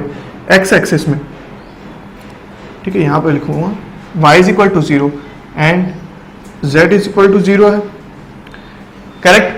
y is equal to 0, z is equal to 0 है किसमें? x एक्सिस में भैया, x एक्सिस में। अगर y इज इक्वल टू 0 है और x इज इक्वल टू 0 है x एक्सिस में, तो आपका यहां पे dy क्या होने वाला है? dy is nothing but change in y, change in y भी 0 होगा, change in z is also 0। तो जब y कांस्टेंट है 0 पे, तो चेंज इन y भी कांस्टेंट रहेगा 0 पे। तो मैं देख रहा हूं dy क्या होगा, ये पूरा टर्म होने वाला है आपका 0, dy 0 होने वाला है, yz सब तीनों 0 होने वाले हैं, एक्स स्क्वायर में dz 0 होने वाला है, ठीक है। यहां पे y स्क्वायर 0 पे है, तो इंटीग्रेशन को बिना सॉल्व किए 0 हो रहा है पूरा का पूरा, तो यहां पे आपका ऑप्शन आ रहा है B, correct answer is B, right. तो आपको इस क्वेश्चन को मैंने इसलिए चूज किया क्योंकि ये गेट में आया हुआ क्वेश्चन है और इसमें आपको इंटीग्रेशन पहचाने बिना, ठीक है, पहले आपको इंटीग्रेशन पहचाना था और बिना सॉल्व किए बिना आपको पहले कंटूर का आइडिया होना चाहिए कि देखो भाई x वेरी कर रहा है 1 से 2 तक, y और z कॉमन फिक्स्ड है, y और z फिक्स्ड है, तो dy dz 0 पे फिक्स्ड रहेंगे और उससे हमको ये इंटीग्रेशन पूरा का पूरा 0 हो जाए। तो मैंने y को 0 किया, dy को 0 किया, dz को 0 किया, जिसको करने से पूरा का पूरा इंटीग्रेशन 0 पे आ गया और आंसर आ गया ये। तो देखो ऑप्शन क्या गया था 2.33, 1.337, पूरा इररिलेवेंट, ठीक है। डायरेक्टली आपका करेक्ट आंसर क्या है? बी। तो ऐसे भी आपको पता होना चाहिए कंटूर के वजह से आप कैसे बिना इंटीग्रेशन को सॉल्व किया, आप सॉल्व कर सकते हैं पूरा क्वेश्चन को। तो अब चलते हैं हम फोर्थ क्वेश्चन की और, चलिए। तो ये है आपके सामने फोर्थ क्वेश्चन, देखिए f फंक्शन आपका दिया हुआ है, कैसा वेक्टर है? देखो एक्स वाई स्क्वायर आई कैप, वाई जेड स्क्वायर जे कैप और जेड एक्स स्क्वायर के कैप, ये वेक्टर गिवन है। आपको क्या निकालना है? इंटीग्रेशन करना है इसका, ठीक है। इंटीग्रेशन करना है मतलब कि क्या, एफ डॉट डी आर करना है, लाइन इंटीग्रल है ये, ठीक है, लाइन इंटीग्रल है। पर खेल यहाँ पे क्या होने वाला है? कंटूर्स का। कंटूर्स का क्या? देखो पहले 0 x कंटूर क्या है? पहला लाइन है, कैसा कंटूर है? लाइन है जो कहां से कहां वेरी कर रहा है? ओरिजिन से लेके 1,1,1 तक जा रहा है। मतलब कि अगर देखो यहां पे मैं ये ले लिया एक्स वाई जेड एक्सेस, तो एक्स वाई जेड ये लिया हूं मैं, एक्स वाई जेड ले लिया। अब पहला कंटूर क्या है, x से 1, y से 1, z इज इक्वल टू 1। तो यहां पे आपका पॉइंट आ रहा है, यहां से पॉइंट, तो इस पॉइंट को ओरिजिन से ज्वाइन करने के लिए यहां पे जो पॉइंट आएगा, वो जो लाइन होगा उसको मैं ज्वाइन करूंगा, तो वो वैसा कंटूर है, ठीक है, वो कंटूर है पहला कंटूर ये। अब सेकंड कंटूर क्या है कि पहले मैं क्या करूं, x को वेरी करूं 0 से 1, ठीक है। अब कैसे हो रहा है, पहले हम कैसे आए थे, डायरेक्टली आए थे, राइट। पहले हम आए डायरेक्टली 0,0 से डायरेक्टली 1 तक आए, 0,0 से डायरेक्टली 1 तक आए, 0,0 से डायरेक्टली 1 पे आए। पर अब कैसे जा रहे हैं, पहले हम जा रहे हैं x इज इक्वल टू 1, ठीक है, फिर x को 1 कर दिए, फिर y को 1 किए, फिर z को 1 किए, ठीक है। तो अब हम कैसे आ रहे हैं, ये ऐसे ऐसे ऐसे।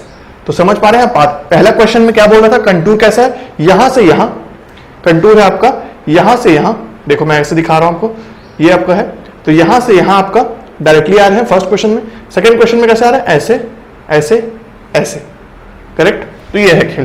तो दोनों क्वेश्चंस में पाथ के डिफरेंस होने से कैलकुलेशन में क्या फर्क पड़ता है, वही हमारा मेन मुद्दा है इस क्वेश्चन का, ठीक है।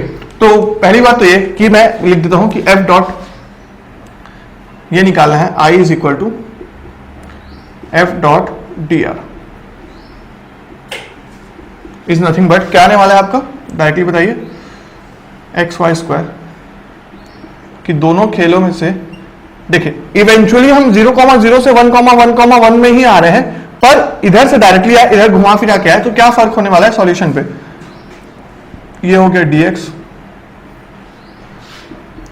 Plus Y Z square dy plus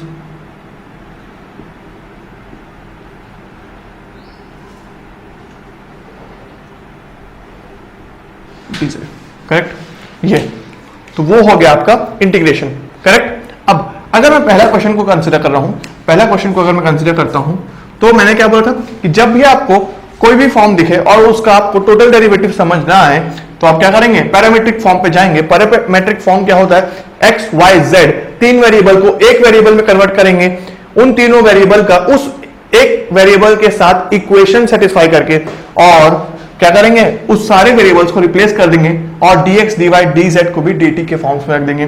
तो सिंपल सा वेक्टर कैलकुलस हो जाएगा आपका इंटीग्रल कैलकुलस के फॉर्म का। तो सिंपल वन वेरिएबल के फॉर्म का रहेगा, जहां पे इस क्वेश्चन में क्या हो रहा है, x y और z ये कहां से कहां वेरी कर रहे हैं, 0 से 1, 0 से 1, यहां पे फर्स्ट क्वेश्चन में 0 से 1, ठीक है। अब 0 से 1 कर रहे हैं, तो मैंने क्या बोला था आपको, x minus x1 upon x2 minus x1 is equal to y minus y1 plus y2 minus y1 is equal to z2 minus z1।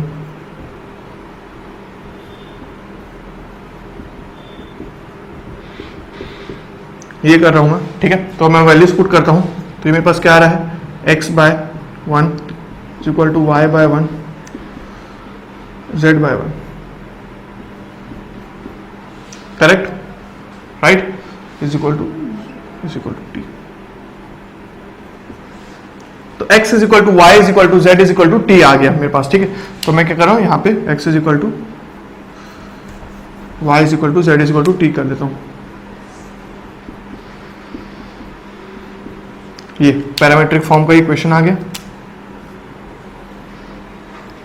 तो अगर ये तीनों ऐसे कर रहे हैं, तो मैं तीनों को क्या रिप्लेस करता हूं, 0 से 1, राइट। और dx dy dz किसके इक्वल हो गया,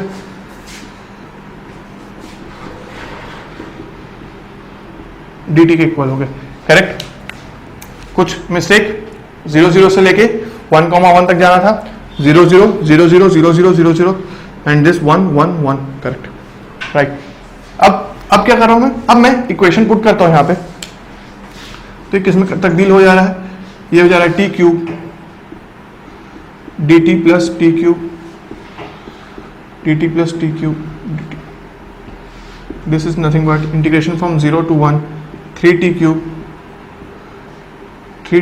dt which is nothing but 3/4, correct. तो ये आ गया आपका फर्स्ट कंटूर का रिजल्ट 3/4, ठीक है, ये राइट 3/4।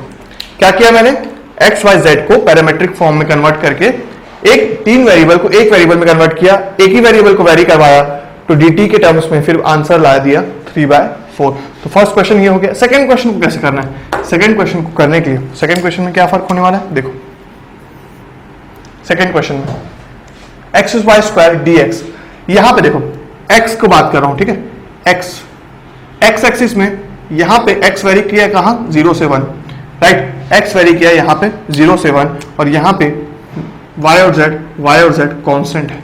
फिर मैं क्या बोल रहा हूं कि यहां पे मैं ले रहा हूं, अगर y को 0 पे फिक्स किया हूं और यहां पे 0 से 1 गया, ठीक है, तो यहां पे y वेरी कर रहा है और ये क्या वेरी कर रहा है, x, ये क्या वेरी किया x, और बाकी दोनों क्या है, बाकी दोनों आपके कांस्टेंट है, ये देखो कांस्टेंट है, ठीक है, 1 0 दोनों फिक्स्ड है।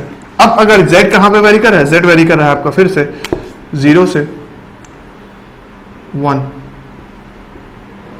और यहां पे दोनों आपके y और z क्या होने वाले हैं, कांस्टेंट होने वाले हैं, ये ठीक है, ये करेक्ट। तो इसको मैं क्या कर लिखने वाला हूं पता है, एक्चुअल में इसी इंटीग्रल को मैं लिखने वाला हूं इस फॉर्म में, एक्स वाई स्क्वायर dx और Y Z square dy plus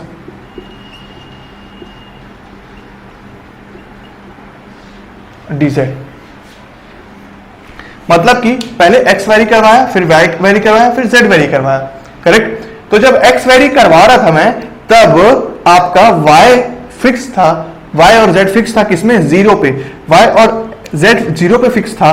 तो उस केस में जो आपका x है, dx कहां से कहां वेरी कर रहा है, 0 से 1, dx वेरी कर रहा है 0 से 1, तो आपका y कहां पे फिक्स है, 0 पे, तो ये पूरा का पूरा टर्म क्या होने वाला है, 0 होने वाला है। जैसे कि जस्ट इससे पिछले वाला क्वेश्चन में मैंने देखा था, जब x को वेरी करवा रहा था और y और z 0 पे फिक्स थे, तब क्या हुआ था खेल, वही चीज, राइट। अब मैं क्या कर रहा हूं, y को वेरी करवा रहा हूं और z आपका किस पे फिक्स्ड है, 0 पे फिक्स्ड है, और ये इस वाले पाथ में y को वेरी करवा रहा हूं, z 0 पे फिक्स्ड है, और 1 x किस पे फिक्स्ड है, x फिक्स्ड है 1 पे, तो x तो यहाँ पे है ही नहीं, पर z 0 पे फिक्स्ड है, तो ये भी इंटीग्रेशन क्या होने वाला है, 0। अब इसमें जब z को वेरी करवा रहा हूं, z को वेरी करवाते टाइम आपका z 0 से 1 वेरी कर रहा है, और x कहां पे फिक्स्ड है, x वेरी है, फिक्स्ड है आपका 1 पे, ठीक है, तो ये पूरा का पूरा क्या हो रहा है, 1। तो मतलब कि मेरा जो इंटीग्रेशन i हो रहा है, i is equal to nothing but, integration आ गया मेरा 0 से 1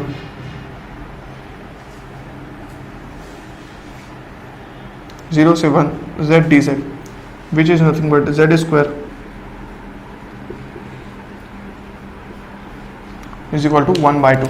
तो देखिए यहां पे क्या क्या डिफरेंस आया कि दोनों कंटूर में एंड और फाइनल पॉइंट्स और इनिशियल पॉइंट्स सेम थे, पर जब हम घूम फिर के आए तो यहां पे अलग अलग पाथ के कारण आपका एंड रिजल्ट आया 1/2, और यहां पे डायरेक्टली आने के कारण यहां पे आपका रिजल्ट आया 3/4।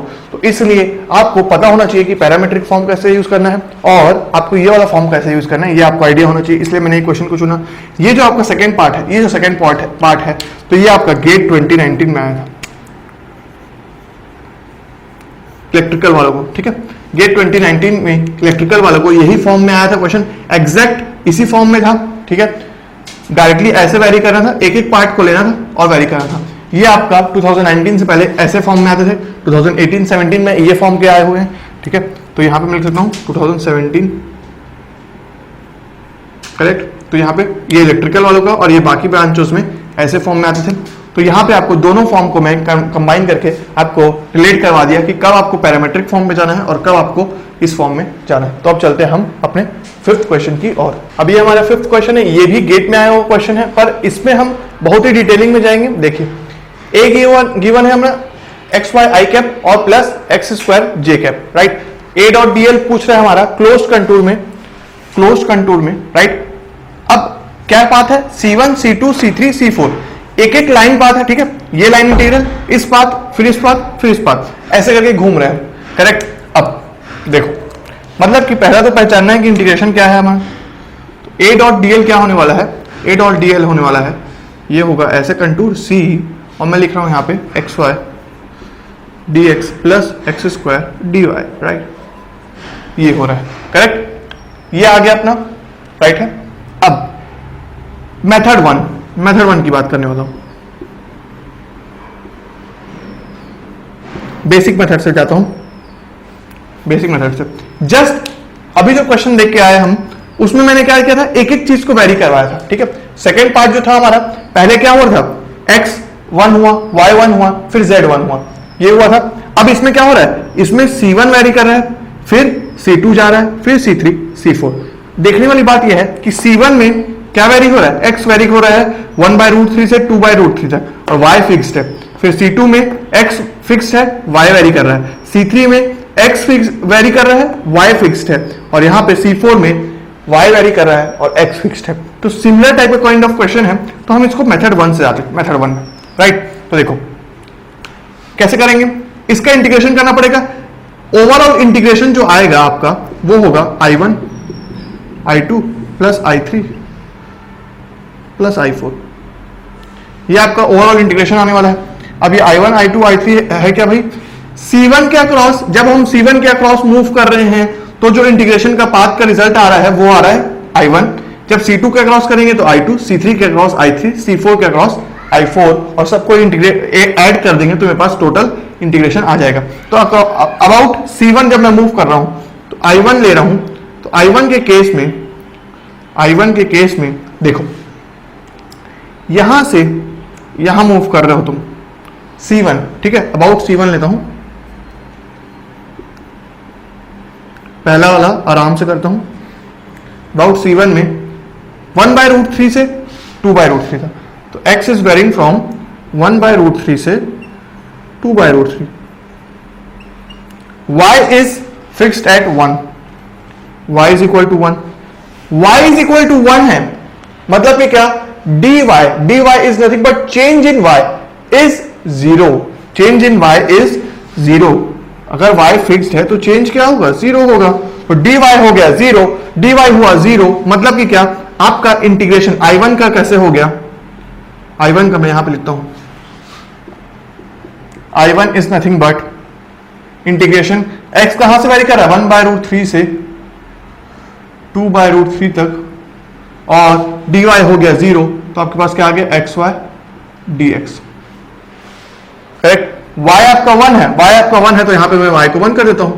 अब इसका इंटीग्रेशन तो आसान हो गया भाई, इसका इंटीग्रेशन क्या आने वाला है आपका, x²/2 पुट करना है 2/√3, और ये आ गया आपका 1/√3, विच इज नथिंग बट आपका 2/√3 करोगे तो 1/2 को बाहर लेते हैं, ये आ गया 4/3 minus 1/3, this is equal to 1/2। c1 का आ गया अबाउट c1, फिर अबाउट c2 करने वाला हूं मैं, अबाउट c2, ठीक है, अबाउट c2 कर रहा हूं। जब c2 के अबाउट कर रहा हूं तो देखो इसमें अब आपका y एक्सिस फिक्स है, देखो y वेरी कर रहा है कहां से कहां, y इज वेरिंग फ्रॉम आपका 1 से 3, और x is fixed as 2/√3, that is dx is equal to 0। अब जल्दी जल्दी करूंगा मैं, ठीक है, dx अगर 0 है तो आपका i is nothing but, i2 is nothing but आपका ये हो जाएगा इंटीग्रेशन फ्रॉम 1 से 3 xy dx, ठीक है, dx हो गया 0, तो आपका हो गया ये x² dy, ठीक है। अब x² किस पे फिर 2/√3, तो ये आपका हो गया 4/3 पे, 4/3 दैट इज नथिंग बट आपका आ गया 8/3 रिजल्ट, राइट। अब मैं किसकी बात कर रहा हूं, अब मैं बात कर रहा हूं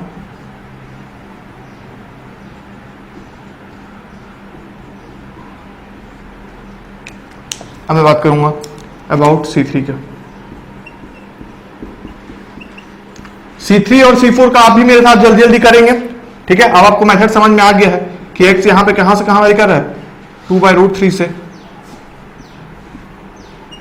1/√3 तक जा रहा है, और y फिक्स्ड है कहां पे, 3 पे, तो मतलब कि क्या, change in y is nothing but 0, तो आपका I3 कितना आने वाला है, I3 आने वाला है, dy को करना है 0, dy 0 हो गया और आपका y आ गया 3, तो आपके पास आ रहा है इंटीग्रेशन 3x dx, ठीक है, 3x dx, और ये कहाँ से कहाँ वैरी कर रहा है, 2/√3 से 1/√3 तक, which is nothing but 3/2x square, that is 1/3 minus 4/3, which is nothing but आपका कितना आ रहा है, ये आपका आने वाला है -3, ठीक है, तो -1 तो -3/2, -3/2, C3 भी आ गया। अब C4 के अबाउट करो, C4 के अबाउट करना बचा है बस, तो C4 के अबाउट कर रहा हूं मैं, कहां पे करूं, यहां पे करता हूं, राइट, तो ये आप नोट कर चुके होंगे।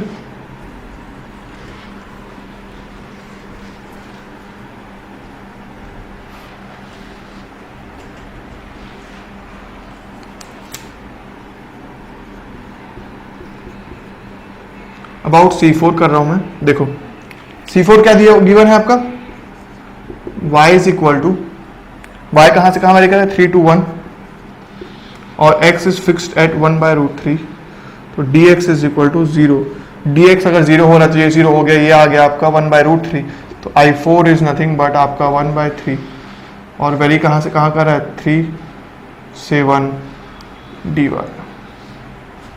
कितना आ गया, -2/3,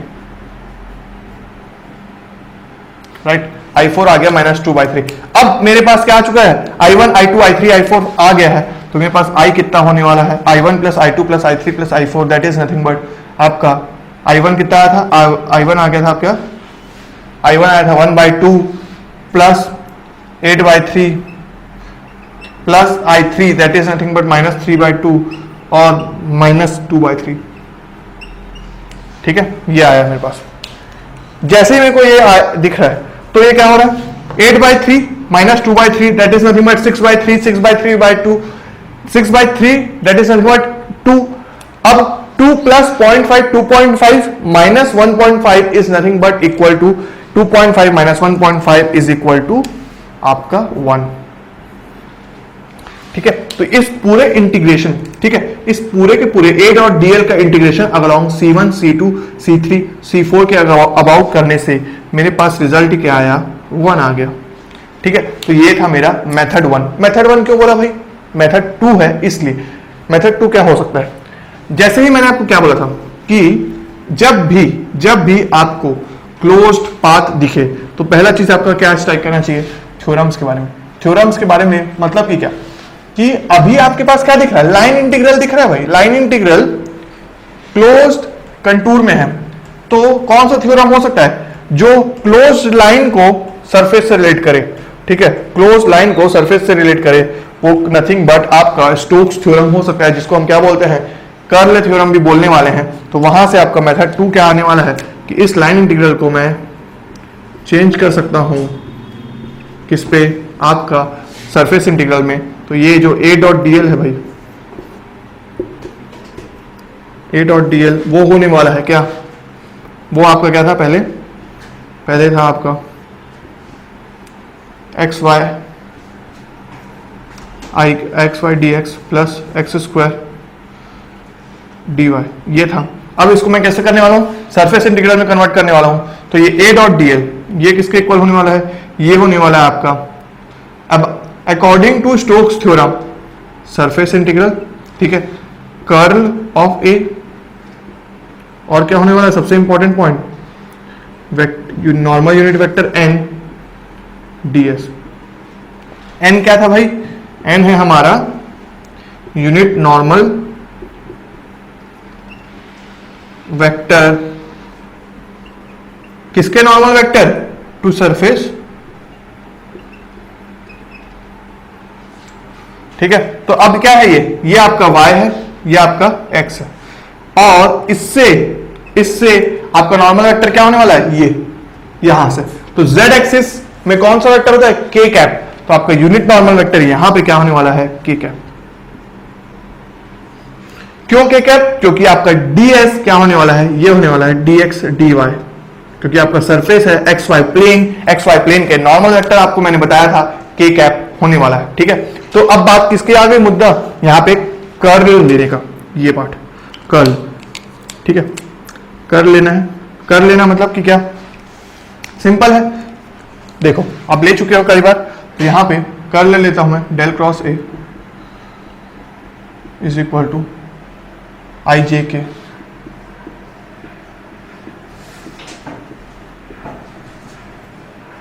ये हो गया आपका del by del x, del by del y और डेल बाय डेल जेड, और टर्म आपके पास क्या आ रहा है, एक्स वाई, एक्स स्क्वायर और जीरो।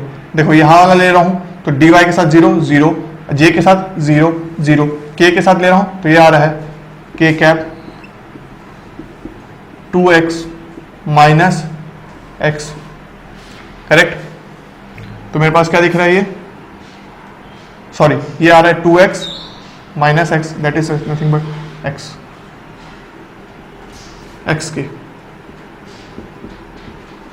के कैप। तो अब मैं इसको रिप्लेस किससे कर सकता हूं, a डॉट डी एल, जो हमारा वेक्टर था ये इक्वलेंट टू आ गया है मेरे surface integral of k x k dot k unit normal vector d x d Y,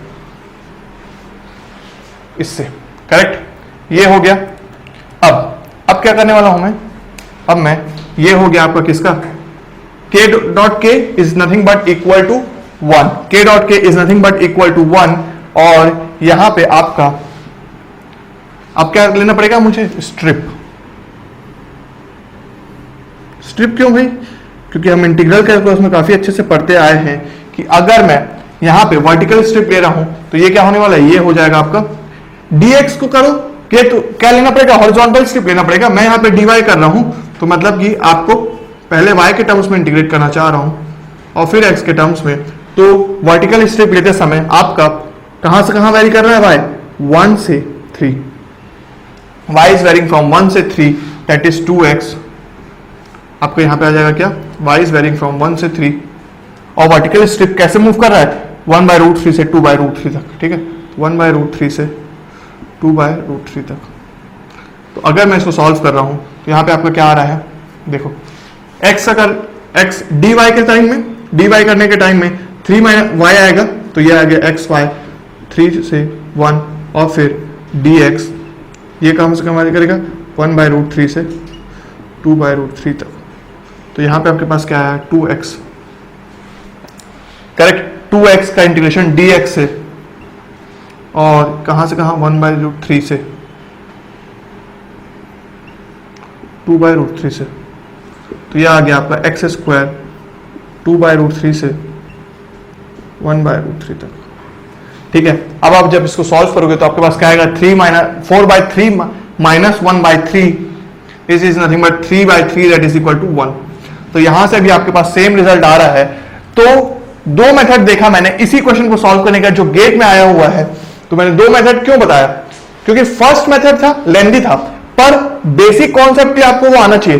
क्यों, क्योंकि अगर सपोज इन चारों पाथ में से मैं इस पाथ को ऐसे करके हटा दूं, ठीक है, इस पाथ को हटा दूं तो चार पाथ क्या हो गया, अभी क्लोज्ड सरफेस से ओपन इंटीग्रल हो गया। ओपन इंटीग्रल जैसे ही हुआ तो मेथड 2 आपका अप्लाई नहीं हो पाएगा।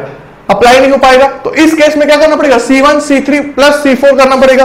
तो उस केस में आपको बेसिक इंटीग्रेशन आना चाहिए, राइट। तो कभी भी गेट में ऐसा कुछ देता है जहां पे आपका थ्योरम एप्लीकेबल नहीं होगा तो आपको बेसिक इंटीग्रेशन कैसे हम पाथ के अबाउट इंटीग्रेशन करेंगे वो आना बहुत ही जरूरी है, ठीक है। तो ये था जब क्लोज इंटरवल रहेगा तो हम डायरेक्टली स्टोक्स थ्योरम से कैसे सॉल्व कर सकते हैं, और उससे पहला मेथड क्या था कि बेसिक मेथड से कैसे सॉल्व करना है, राइट। तो बेसिक मेथड भी आना चाहिए क्योंकि अगर पाथ खुला दे दिया तो दिक्कत हो जाएगा। अब चलते हैं हम 6th क्वेश्चन की ओर। तो अब हमारे सामने 6th क्वेश्चन है और 7th क्वेश्चन है। 6th और 7th क्वेश्चन बेसिक क्वेश्चन है। अभी तक जो हमने क्वेश्चंस किए हैं उनका बहुत ही इजीएस्ट वे में है पॉसिबल, ठीक है।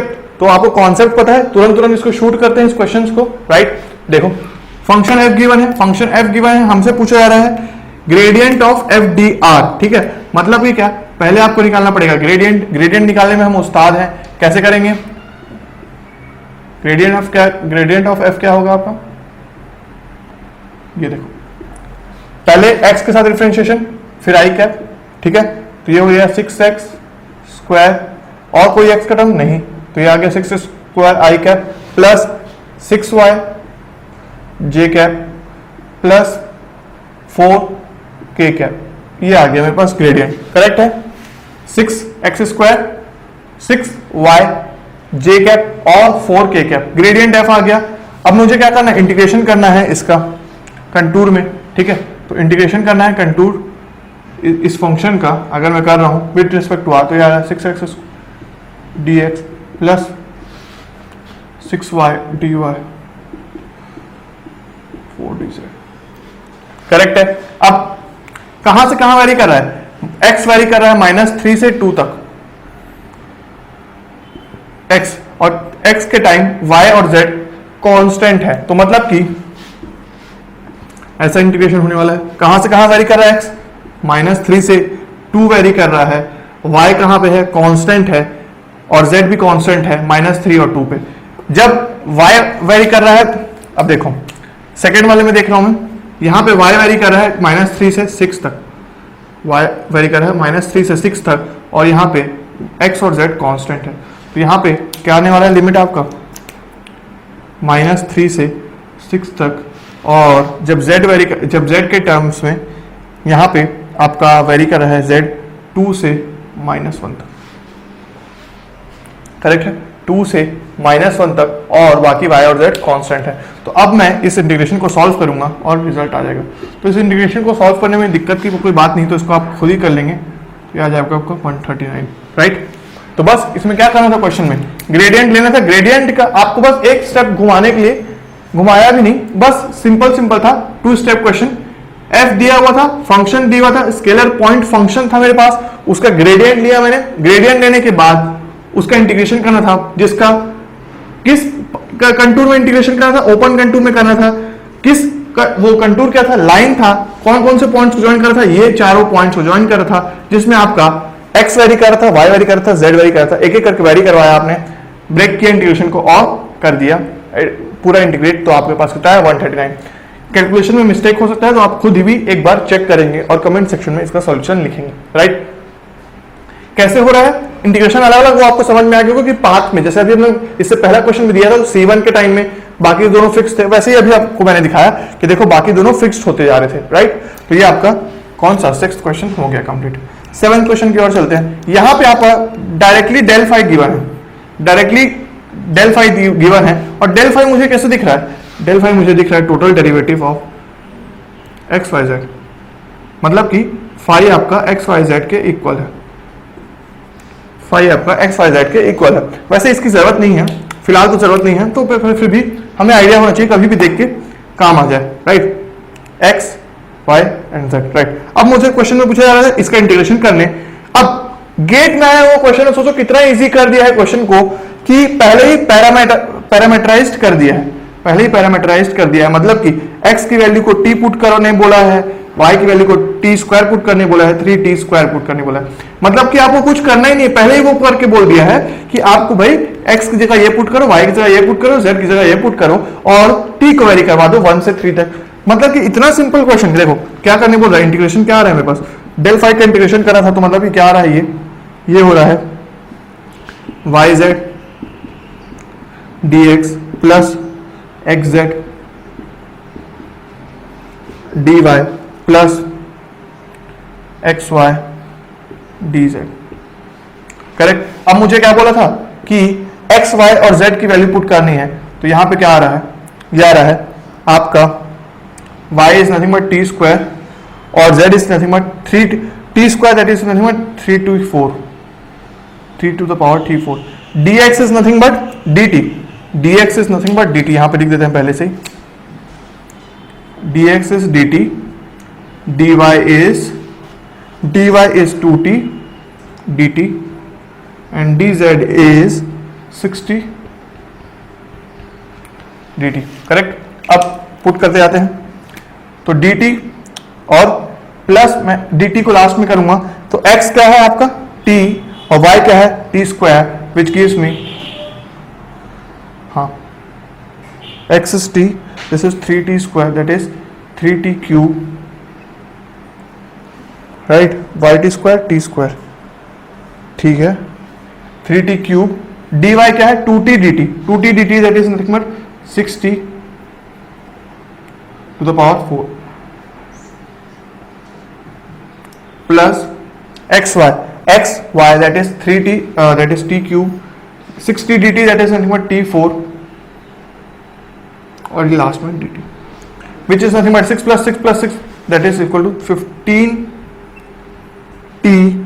to the power 4 integration from 1 से 3 बोल रहा है ना, तो 1 से 3। अब इसका तो इंटीग्रेशन आप आराम से कर सकते हो, तो इसका रिजल्ट आ जाएगा 726, ठीक है। तो इसको आपको देख लेना है, इसका भी क्वेश्चन और कमेंट करना है। तो यहाँ पे आपका 7 क्वेश्चन भी हो गया। इस क्वेश्चन में तो पूरा ही आपको सॉल्व करने की कुछ जरूरत ही नहीं था, डायरेक्टली आपको पैरामीटराइज्ड फॉर्म का आइडिया होना चाहिए। गेट में डायरेक्टली आपको बोल दिया गया था, ठीक है। पर हमको तो अगर पैरामीटराइज्ड फॉर्म दिया भी नहीं रहेगा तो भी हम कंटूर से ही पैरामेट्रिक फॉर्म निकाल सकते हैं, और यहाँ पे तो सिर्फ और सिर्फ पुट करना था वैल्यूज और सॉल्व करना। तो 6th और 7th हो गया। अब चलते हैं हम 8th क्वेश्चन की ओर। अब हमारे सामने 8th क्वेश्चन है। देखो ये सिंपल सा क्वेश्चन है, किस पे बेस्ड? ग्रीन्स थ्योरम के ऊपर बेस्ड। कैसे? देखो ग्रीन्स थ्योरम क्या बोलता है हमारा कि अगर हमारा क्लोज्ड इंटरवल है f1 dx plus f2 dy है, तो उसको हम किससे रिप्लेस कर सकते हैं? उसको हम रिप्लेस कर सकते हैं del f2 dy minus del f1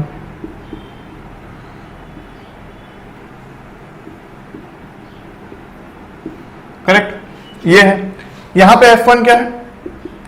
f1 हो गया xy और f1 xy क्योंकि वो सामने में है, ये देखो f1, और f2 हो गया y स्क्वायर। तो अगर मैं पुट करता हूं तो dA कितना आ गया 0 माइनस y के टर्म में किया तो ये आ गया x in double integration dx dy। अब मुझे कंटूर कैसे यूज करने बोला? देखो माइनस x हो गया तो इसको मैं यहाँ पे निकाल लेता हूँ बाहर, राइट। अब कंटूर कैसे यूज करने बोल रहा है? C is the square cut from first quadrant by the line x is equal to 1 y is equal to, मतलब कि ये x is equal to 1 and y is equal to 1, तो यहां पे ये y is equal to 1, x is equal to 1, ये x is equal to 1 x axis और ये y एक्सिस और ये y इज इक्वल टू 1। तो यहां पे ये आ गया मेरे पास क्या? कंटूर है।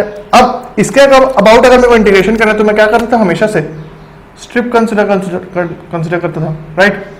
तो स्ट्रिप कंसिडर किया, वैसे तो जरूरत नहीं है, डायरेक्टली आप देख के बोल सकते हो कि आपका x वेरी कर रहा है कहां से? 0 से 1 तक, और y वेरी कर रहा है, y आपका कहां से वेरी कर रहा है? y आपका 0 से 1 तक वेरी कर रहा है।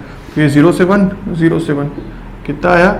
x स्क्वायर बाय 2, और ये आ गया आपका dx कर हम किया x square by 2 that is, फिर अभी 0 से 1 बचा है dy का, और यहाँ पे क्या पुट करके 1 से 0, तो ये आ गया आपका 1/2, फिर y के टर्म्स में करोगे तो फिर भी 1/2 आएगा, तो ये आ गया 1/2 which is nothing but option A. Correct? Wrong. क्यों रॉन्ग? ये पूरा मेथड रॉन्ग, पूरा मेथड रॉन्ग। देखो गेट में आया वो क्वेश्चन है, फर्स्ट ऑप्शन ही 1/2 दिया है, क्योंकि उसको इन्विजिलेटर को पता है कि आप ऐसी मिस्टेक जरूर करेंगे। क्यों? क्योंकि यहां पे देखने वाली बात क्या है? xy dy और minus y square dx। f1 किसके साथ है? dx के। f2 किसके साथ है? dy के लिए। इसलिए मैंने आपको क्या बोला था? डिफरेंशियल इक्वेशन में भी बोला था और अभी भी बोल रहा हूं ग्रीन्स थ्योरम में भी, कि कभी भी आपको कंपैरिजन करना होगा तो आपको देखना पड़ेगा dx के साथ जो टर्म रहेगा वो m रहेगा या फिर f1 रहेगा, dy के साथ f2 रहेगा या फिर n रहेगा, ठीक है। तो उसके बाद अगर मैं कंपेयर करता हूं तो मेरे पास क्या आ रहा है? f1 आ रहा है। अब मैं अगर देख रहा हूं कंपेयर करने से तो f1 आ रहा है मेरे पास y minus y square with sign, ठीक है, और f2 आ रहा है xy। करेक्ट? f1 आ गया माइनस वाई स्क्वायर, f2 आ गया xy। अब मैं अगर इंटीग्रेट कर रहा हूं तो मेरे पास इंटीग्रेशन के बाद आ रहा है f2 by x that is y minus 2y dy dx। तो ये किसके इक्वल आ रहा है? ये आपका आ जा रहा है 3y के, 3 इंटीग्रेशन 0 से 1 और y dy dx। तो ये आ जा रहा है आपका y square by 2 is nothing but overall आपका आंसर 3/2, ठीक है। इसको इंटीग्रेशन करेंगे तो ये आपका करेक्ट आंसर सी होगा, ठीक है। तो आपको अब समझ में आया होगा कि कैसे आपको आपको इन्विजिलेटर फंसाता है, कंपैरिजन करते टाइम आपको आगे पीछे वाला नहीं देखना है, आपको बल्कि देखना है कोफिशिएंट्स को कि dx के साथ रहेगा आपका f1 या m, dx के साथ रहेगा आपका dx के साथ रहेगा आपका f1 या m, dy के साथ रहेगा आपका f2 या n। ठीक है, तो उसके बाद आपका करेक्ट आंसर आएगा सी। तो यहाँ पे आपका 8th क्वेश्चन भी डन होता है। अब हम चलते हैं 9th क्वेश्चन की ओर। राइट, 9th क्वेश्चन गिवन है। 9th क्वेश्चन काफी ज्यादा मजेदार होने वाला है। ठीक है,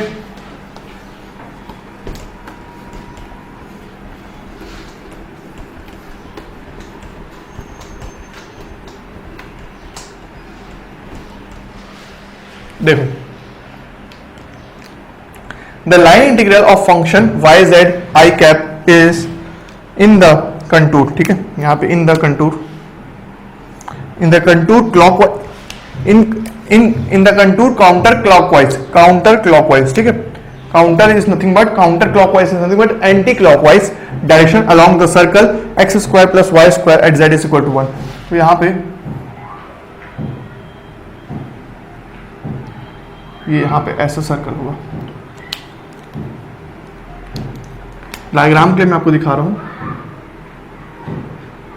ठीक है, यहाँ बीच में सर्कल है, ये z इज इक्वल टू 1 पे, और यहाँ पे है ये है एक्स स्क्वायर। राइट, ये तो ये आपका क्या है, कंटूर है इन काउंटर क्लॉकवाइज डायरेक्शन। ठीक है, counter clockwise direction. Counter clockwise मतलब ये क्या, देखो अगर मैं टू क्वाड्रेंट में देखता हूं, ये है आपका, तो ये एंगल क्या होता है, ये 0 है। ठीक है, 0 डिग्री या 360 डिग्री। तो काउंटर इज नथिंग बट 0 से 2 पाई तक, मतलब घूम के यहां पे आता है। ठीक है, counter is nothing but this is 0 से 2 पाई तक। ठीक है, और आपका clockwise is nothing but 2 pi to आपका counter clockwise is nothing but, counter जो रहेगा आपका 0 से 2 पाई, और जो आपका क्लॉकवाइज है वो रहेगा 2 पाई से लेके 0 तक। 2 पाई से लेके 0। राइट, मतलब कि काउंटर हो गया आपका ये और क्लॉकवाइज हो गया आपका ये। राइट, तो आपको समझ में आ गया काउंटर क्लॉकवाइज, इसलिए डायरेक्शन मैटर करता है। क्यों डायरेक्शन मैटर करता है देखेंगे आगे। राइट, थीटा के टर्म्स में देखेंगे क्यों डायरेक्शन मैटर करता है। अब अगर मैं देख रहा हूं, इसको सॉल्व करता हूं, तो मैं देख पा रहा हूं कंटूर कैसा है, क्लोज्ड है। कंटूर क्लोज्ड है तो डायरेक्टली मैं थ्योरम के बारे में सोचूंगा, और थ्योरम के बारे में सोच रहा हूं मैं, तो z इज इक्वल टू 1 है। और फंक्शन कैसा निकालना है हमको निकालना है i is nothing but closed contour है। क्यों, क्योंकि सर्कल है f dot D R is equal to, देखो अब इसका अगर मेरे को करना है, लाइन इंटीग्रल का रिलेशनशिप किससे आएगा, हमको मिलेगा स्टोक्स थ्योरम से, surface integral that is del cross F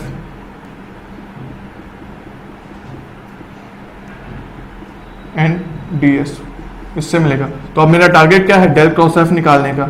और डेल क्रॉस एफ कैसे निकालूंगा मैं, i j k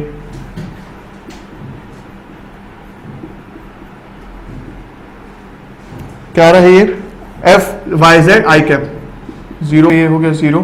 अब देखो, अब हमारा क्या बोलते हैं, z इज इक्वल टू 1 पे हो रहा था। ठीक है, ये क्या है, z इज इक्वल टू 1 पे है, z इज इक्वल टू 1 पे है, तो इसको मैं हटा देता हूँ, z को 1 पुट कर देता हूँ। अब अगर मैं निकाल रहा हूँ आई जे के लिए, तो डेल क्रॉस एफ मेरे पास क्या आ रहा है, आई के लिए कर रहा हूँ तो 0 आ जा रहा है, जे के लिए कर रहा हूँ तो 0 0, के लिए कर रहा हूँ 0 -1, तो ये आ जा रहा है माइनस के कैप। ठीक है, माइनस के कैप आ रहा है। अब अगर मैं इंटीग्रेशन में पुट कर रहा हूं तो मेरे पास क्या आ रहा है, s minus k dot k cap d x, d s is nothing but d x d Y है। ठीक है, क्योंकि z इज इक्वल टू 1 कर चुका हूं मैं, अब मेरे पास क्या बचा, डी एक्स डी वाई बचा।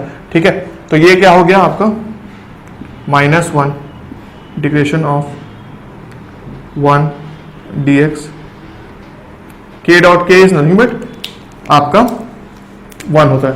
अब ये देख के आपको कुछ याद आ रहा है, 1 का सरफेस इंटीग्रल क्या देता था, एरिया। कहां से पता चला, इंटीग्रल कैलकुलस में मैंने बोला था कि 1 का इंटीग्रेशन करने से हमको मिलता है एरिया, 1 का ट्रिपल इंटीग्रेशन करने से हमको मिलता है वॉल्यूम। एरिया किसका? रीजन का एरिया। रीजन का एरिया मतलब कि क्या? Pi R square, pi R square. R क्या है? रेडियस है। रेडियस क्या है? ये आपका 1 है, तो यहाँ पे आपका 1 है, तो ये क्या होने वाला है आपका पाई। पाई में कैसे? यहाँ पे -1 बचा हुआ है, तो आपको ओवरऑल रिजल्ट आने वाला है, ये आने वाला है -पाई। ठीक है, ये आ गया आपका -पाई। तो 9 क्वेश्चन का आंसर आ चुका है आपका -पाई, राइट। तो इसको मैंने कैसे किया? इसको मैंने सॉल्व किया स्टोक्स थ्योरम से, स्टोक्स थ्योरम से, राइट, वेक्टर कैलकुलस के स्टाइल में। अब अगर मान लो कि मेरे को थ्योरम वगैरह कुछ नहीं पता, मेरे को क्लिक भी नहीं किया कि भाई ये ओपन है, क्लोज्ड इंटरवल है, तो मेरे को थ्योरम से जाना चाहिए, पर मुझे इंटीग्रल कैलकुलस अच्छे से आता है। अगर मुझे इंटीग्रल कैलकुलस अच्छे से आता है तो मैं क्या करूंगा? मैं करूंगा एक और आपको आइडिया टिप दिया था मैंने वहां पे। क्या टिप? कि कभी भी आपको रीजन, आपको अगर सर्कल या एलिप्स दिखे, सर्कल या एलिप्स दिखे, तो उस केस में आपका सर्कल या एलिप्स दिखने से आप क्या करने वाले थे? पोलर फॉर्म का यूज करने वाले थे। और पोलर फॉर्म आपको अगर याद होगा तो आपको पता होगा कि x क्या होता है पोलर फॉर्म में? x होता है आपका r cos थीटा और y होता है r sin थीटा, और यहाँ पे r क्या है? 1 है, r यहाँ पे 1 है, तो dx क्या हो गया आपका?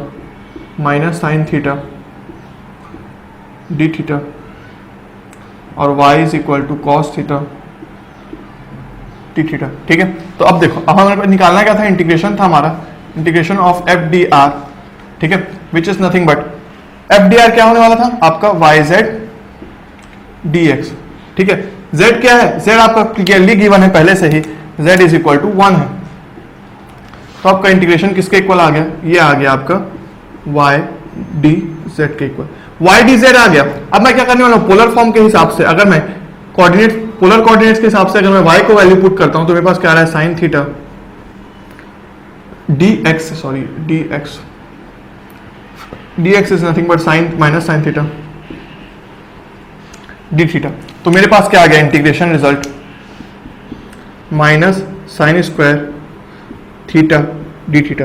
अब थीटा कहां से वेरी कर रहा है? 0 से 2 पाई। क्यों 0 से 2 पाई? क्योंकि काउंटर क्लॉकवाइज गिवन है, तो 0 से 2 पाई। ठीक है, थीटा इज वेरिंग फ्रॉम 0 से 2 पाई, राइट। ये देखो रेडियस, यहाँ पे रेडियस हो गया फिक्स, अब इस रेडियस को मैं गोल घुमा रहा हूं एंटी क्लॉकवाइज, राइट। अब 0 से 2 पाई।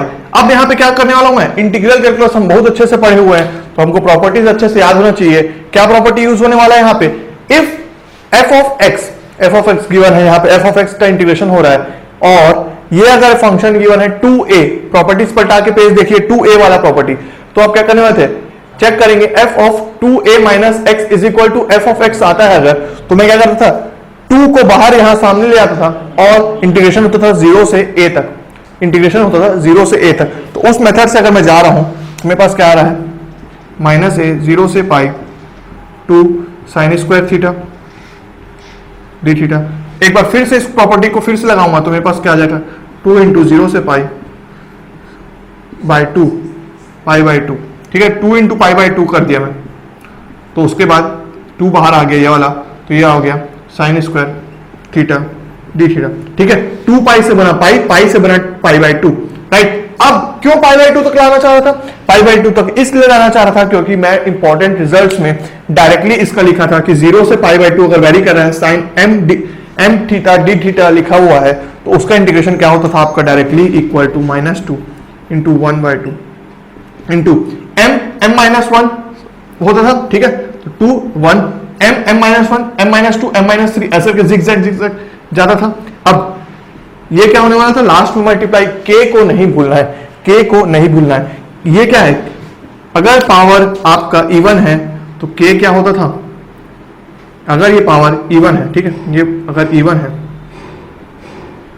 तो के वॉज आवर पाई बाय 2, तो पाई बाय 2, तो ये हो गया कैंसिल और आंसर आ गया -पाई। तो देखो यहां पे भी मैंने 2 मेथड से सॉल्व कर दिया क्वेश्चन को, दोनों के ही रिजल्ट में -पाई आया। एक हो गया हमारा स्टोक्स थ्योरम से और एक अलग दुनिया की बात हो गई। किस दुनिया की? इंटीग्रल कैलकुलस की बात हो गई। उसको बिना इंटीग्रल वेक्टर कैलकुलस का नॉलेज हुए ही आप इंटीग्रल कैलकुलस के कॉन्सेप्ट से ही इसको सॉल्व कर सकते हैं, पर थोड़ा बहुत कॉन्सेप्ट जरूरी था क्योंकि आपको डॉट प्रोडक्ट पता होना चाहिए और ये पता होना चाहिए कि integration is equal to y Z D x हो रहा था।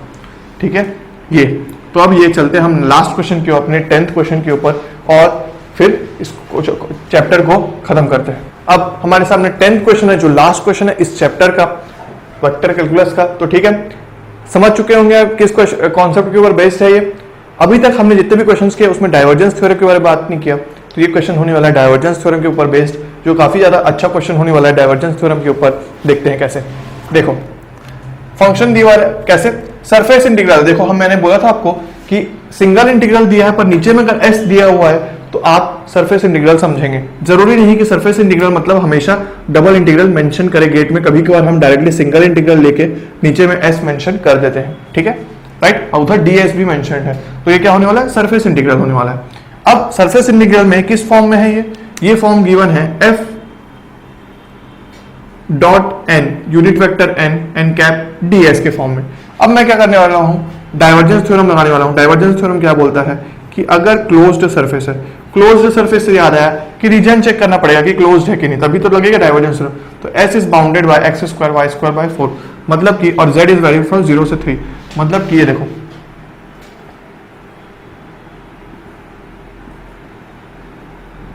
अगर मैं इसको लेता हूं y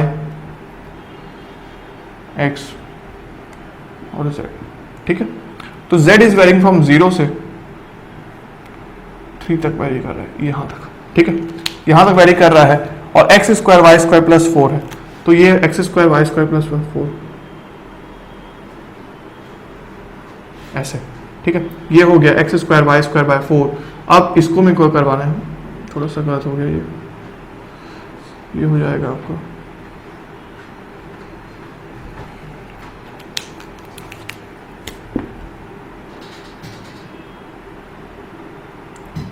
ये हो जाएगा आपको ऐसा और ये आपका ऐसा।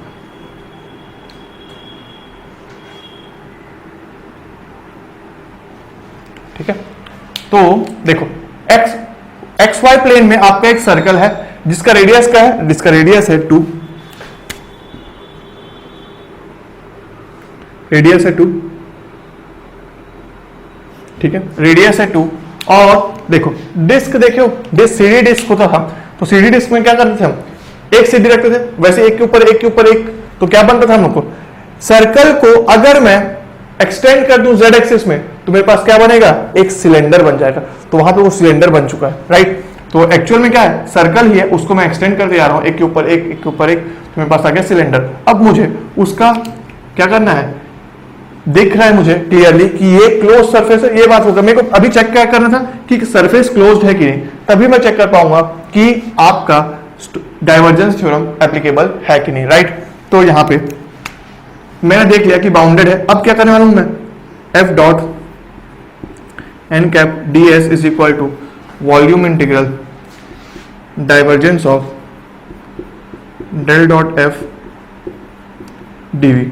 ठीक है, तो अब मेरा टारगेट क्या क्या है, डेल डॉट एफ करने का है। तो डेल डॉट एफ क्या होगा, मैं यहां पे कर रहा हूं, del dot f is nothing but 4 minus 4y plus 2z, dv is nothing but dx dy and dz। ठीक है, तो सपोज चलो मैं पहले dz के टर्म्स में कर देता हूं। पता कैसे चलेगा कि सर dx के टर्म्स में पहले करना है कि dz के टर्म्स में करना है कि dy के टर्म्स में करना है। देखो x स्क्वायर y स्क्वायर का रिलेशनशिप है और z क्या है, फिक्स्ड है, z है फिक्स्ड। तो अगर मैं z के टर्म्स में वेरी कर रहा हूं, z के टर्म्स में वेरी कर रहा हूं, तो लिमिट्स कहां से कहां वेरी कर रहा है, 0 से 3 वेरी कर रहा है। तो जब इंटीग्रेशन कर दूंगा तो z का टर्म को मैं रिप्लेस कर सकता हूं 0 और 3 से, और मेरे पास आएगा कांस्टेंट। तो एक वेरिएबल ऐसे ही एलिमिनेट हो सकता है, तो वो पहले ही आपको देख के समझ में आ जाना चाहिए, राइट। तो देखो अब मैं क्या किया, इसको मैं ट्रिपल इंटीग्रल कर रहा हूं 0 से 3 और ये बचा डबल इंटीग्रल। तो इसको सॉल्व करने से मेरे पास क्या मिल रहा है, z के टर्म्स में किया मैं, तो ये डबल इंटीग्रल बचा हुआ है और ये हो गया 4z minus 4yz plus 2 Z square, ठीक है। तो Z square by 2 that is Z square, ठीक है। ये हो गया।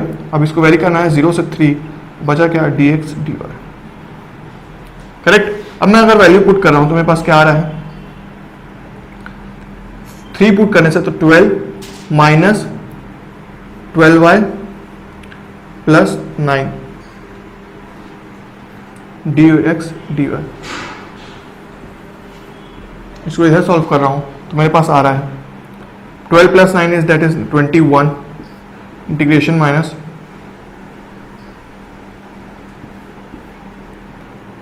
Minus 12y d x d Y, correct. ये आ रहा है मेरे पास। तो अब मैं अगर क्या करूं, ब्रेक करता हूं। क्यों ब्रेक करता हूं, देखो आगे यहां पे ये कैसा हो जाएगा, 21 डी एक्स डी वाई और minus 12y d x d y. अब देखो इतना ऊपर वाला पार्ट ना मेरा हो चुका है कवर। क्यों कवर हो चुका है, क्योंकि z को मैंने वो कर दिया, इंटीग्रेट कर दिया है, तो ऊपर का कवर हो गया है। अब मुझे बात करना है इस सर्कल का। इस सर्कल का अगर मैं जब बात करूंगा तो मेरा पूरा फोकस किस पे, इस सर्कल को इंटीग्रेट करने में। तो ये जब रीजन है तो मेरे पास क्या दिया मैंने, x square plus Y square is equal to 4, right. तो मेरे पास क्या आ रहा है, अगर मैं y को ले रहा हूं तो y आ रहा है मेरा एक्स 4 माइनस एक्स स्क्वायर, ठीक है, 4 माइनस एक्स स्क्वायर। तो ये वाला जो पॉइंट रहेगा ना, ये आपका रहेगा 4 माइनस एक्स स्क्वायर,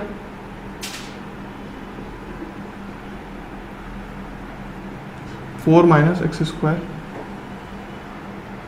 ये, और ये वाला पॉइंट रहेगा माइनस 4 माइनस एक्स स्क्वायर, और ये क्या पॉइंट रहेगा, या एक्स को क्यों ऐसा बोल रहा हूं मैं, क्योंकि एक्स को मैं फिक्स कर दिया हूं, एक्स को फिक्स कर दिया हूं कहां से कहां तक, 2 से -2। देखो तो मैं क्या बोल रहा हूं कि जो आपका x है, x इज, यहीं पे लिखता हूं कि x is varying from 2 to -2, या फिर लिख सकता हूं -2 से 2, और y इज वेरिंग फ्रॉम आपका 4x -4 to 4 minus X square तक।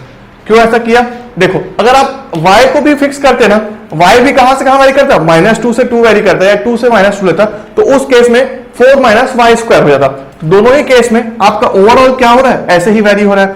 तो ऐसा किया क्यों, ऐसा इसलिए किया कि अगर मैं यहां पे dy बाई डी एक्स करता हूं, dy बाई डी एक्स करता हूं, और मैं जब देख रहा हूं कि यहां पे क्या है 4 माइनस एक्स स्क्वायर से लेके ये वेरी कर रहा है 4 माइनस एक्स स्क्वायर तक, तो माइनस ए से प्लस ए, इंटीग्रल कैलकुलस का प्रॉपर्टी कि माइनस ए से प्लस ए, और जो 12y है एफ ऑफ एक्स अगर ऑड रहता है तो ऑड होने से माइनस ए टू ए अगर ऑड हो रहा है तो फंक्शन का ओवरऑल इंटीग्रेशन क्या हो रहा है, 0। तो अब आपको समझ में आया कि मैंने इस मेथड को क्यों चुना। इस मेथड को इसलिए चुना, मैं अगर पोलर फॉर्म से तो हो सकता कि थोड़ा सा और स्टेप्स के यूज करना पड़ता, पर मुझे देख के ही समझ में आएगा कि इस मेथड को, इस क्वेश्चन को अगर इस मेथड से जाऊंगा तो इजी पड़ेगा। तो वो टर्म हो गया 0, मेरे पास क्या बचा, ये वाला पार्ट बचा 21 डी एक्स डी वाई। तो एक्चुअल में है क्या, ये है 21 डी एक्स डी वाई, और ये डी एक्स डी वाई फिर से किसका इंटीग्रेशन है, 1 का। तो यहाँ पे ये पूरा किसके इक्वल आ रहा है, ये पूरा इक्वल टू आ रहा है अपना, what is this, this is nothing but area, ये है एरिया। अब अगर ये एरिया है तो ये किसके इक्वल है, ये है 21 into pi into r, r is nothing but 2 का square that is nothing but 84 pi. This is the answer, d is the answer. तो समझ में आया आपको। पहले हमने क्या किया, गॉस डाइवर्जेंस थ्योरम से क्लोज्ड सरफेस इंटीग्रल को कन्वर्ट किया वॉल्यूम इंटीग्रल में। उसके बाद मैंने देखा कि z is varying from 0 to 3 जो कि कांस्टेंट है, तो इसलिए मैंने पहले z के साथ इंटीग्रेट किया ताकि मेरे पास 3 से 2 वेरिएबल बस बचे। उसके बाद मैं क्या किया, मेरे पास जब ये बचा तो मुझे देख के समझ में आना चाहिए कि भाई यहाँ पे ये ऑड फंक्शन है तो इसको मैं एलिमिनेट कर सकता हूँ। -a टू a अगर वेरी कर रहा है तो उस कॉन्सेप्ट से ऑड फंक्शन को मैं वेरी किया और उस टर्म को अलग करके मैं इसको 0 किया, और ये बस मेरे पास बचा ये 21 dx dy dy dx dy, तो उस केस में 1 का dx dy is nothing but area, तो यहाँ पे सिंपल पाई आर स्क्वायर किया तो 4 इंटू दिस 84 पाई। तो यहाँ पे भी 10th क्वेश्चन सॉल्व होता है। यहाँ पे अब आपका पूरा वेक्टर कैलकुलस का चैप्टर कंप्लीट होता है। अब हम चलेंगे नेक्स्ट चैप्टर की ओर। Thank you everyone for watching this video till the end. Please like this video and share it with your friends. If you are new to this channel, subscribe to our YouTube channel and don't forget to hit the bell icon to get the latest updates. And to boost your GATE preparation, enroll in our test series by clicking on the link displayed on the description and in the first comment. You can also join our Telegram channel by clicking on the link displayed in the description box. तो मिलते हैं अब next video में, तब तक के लिए have a good day. See ya.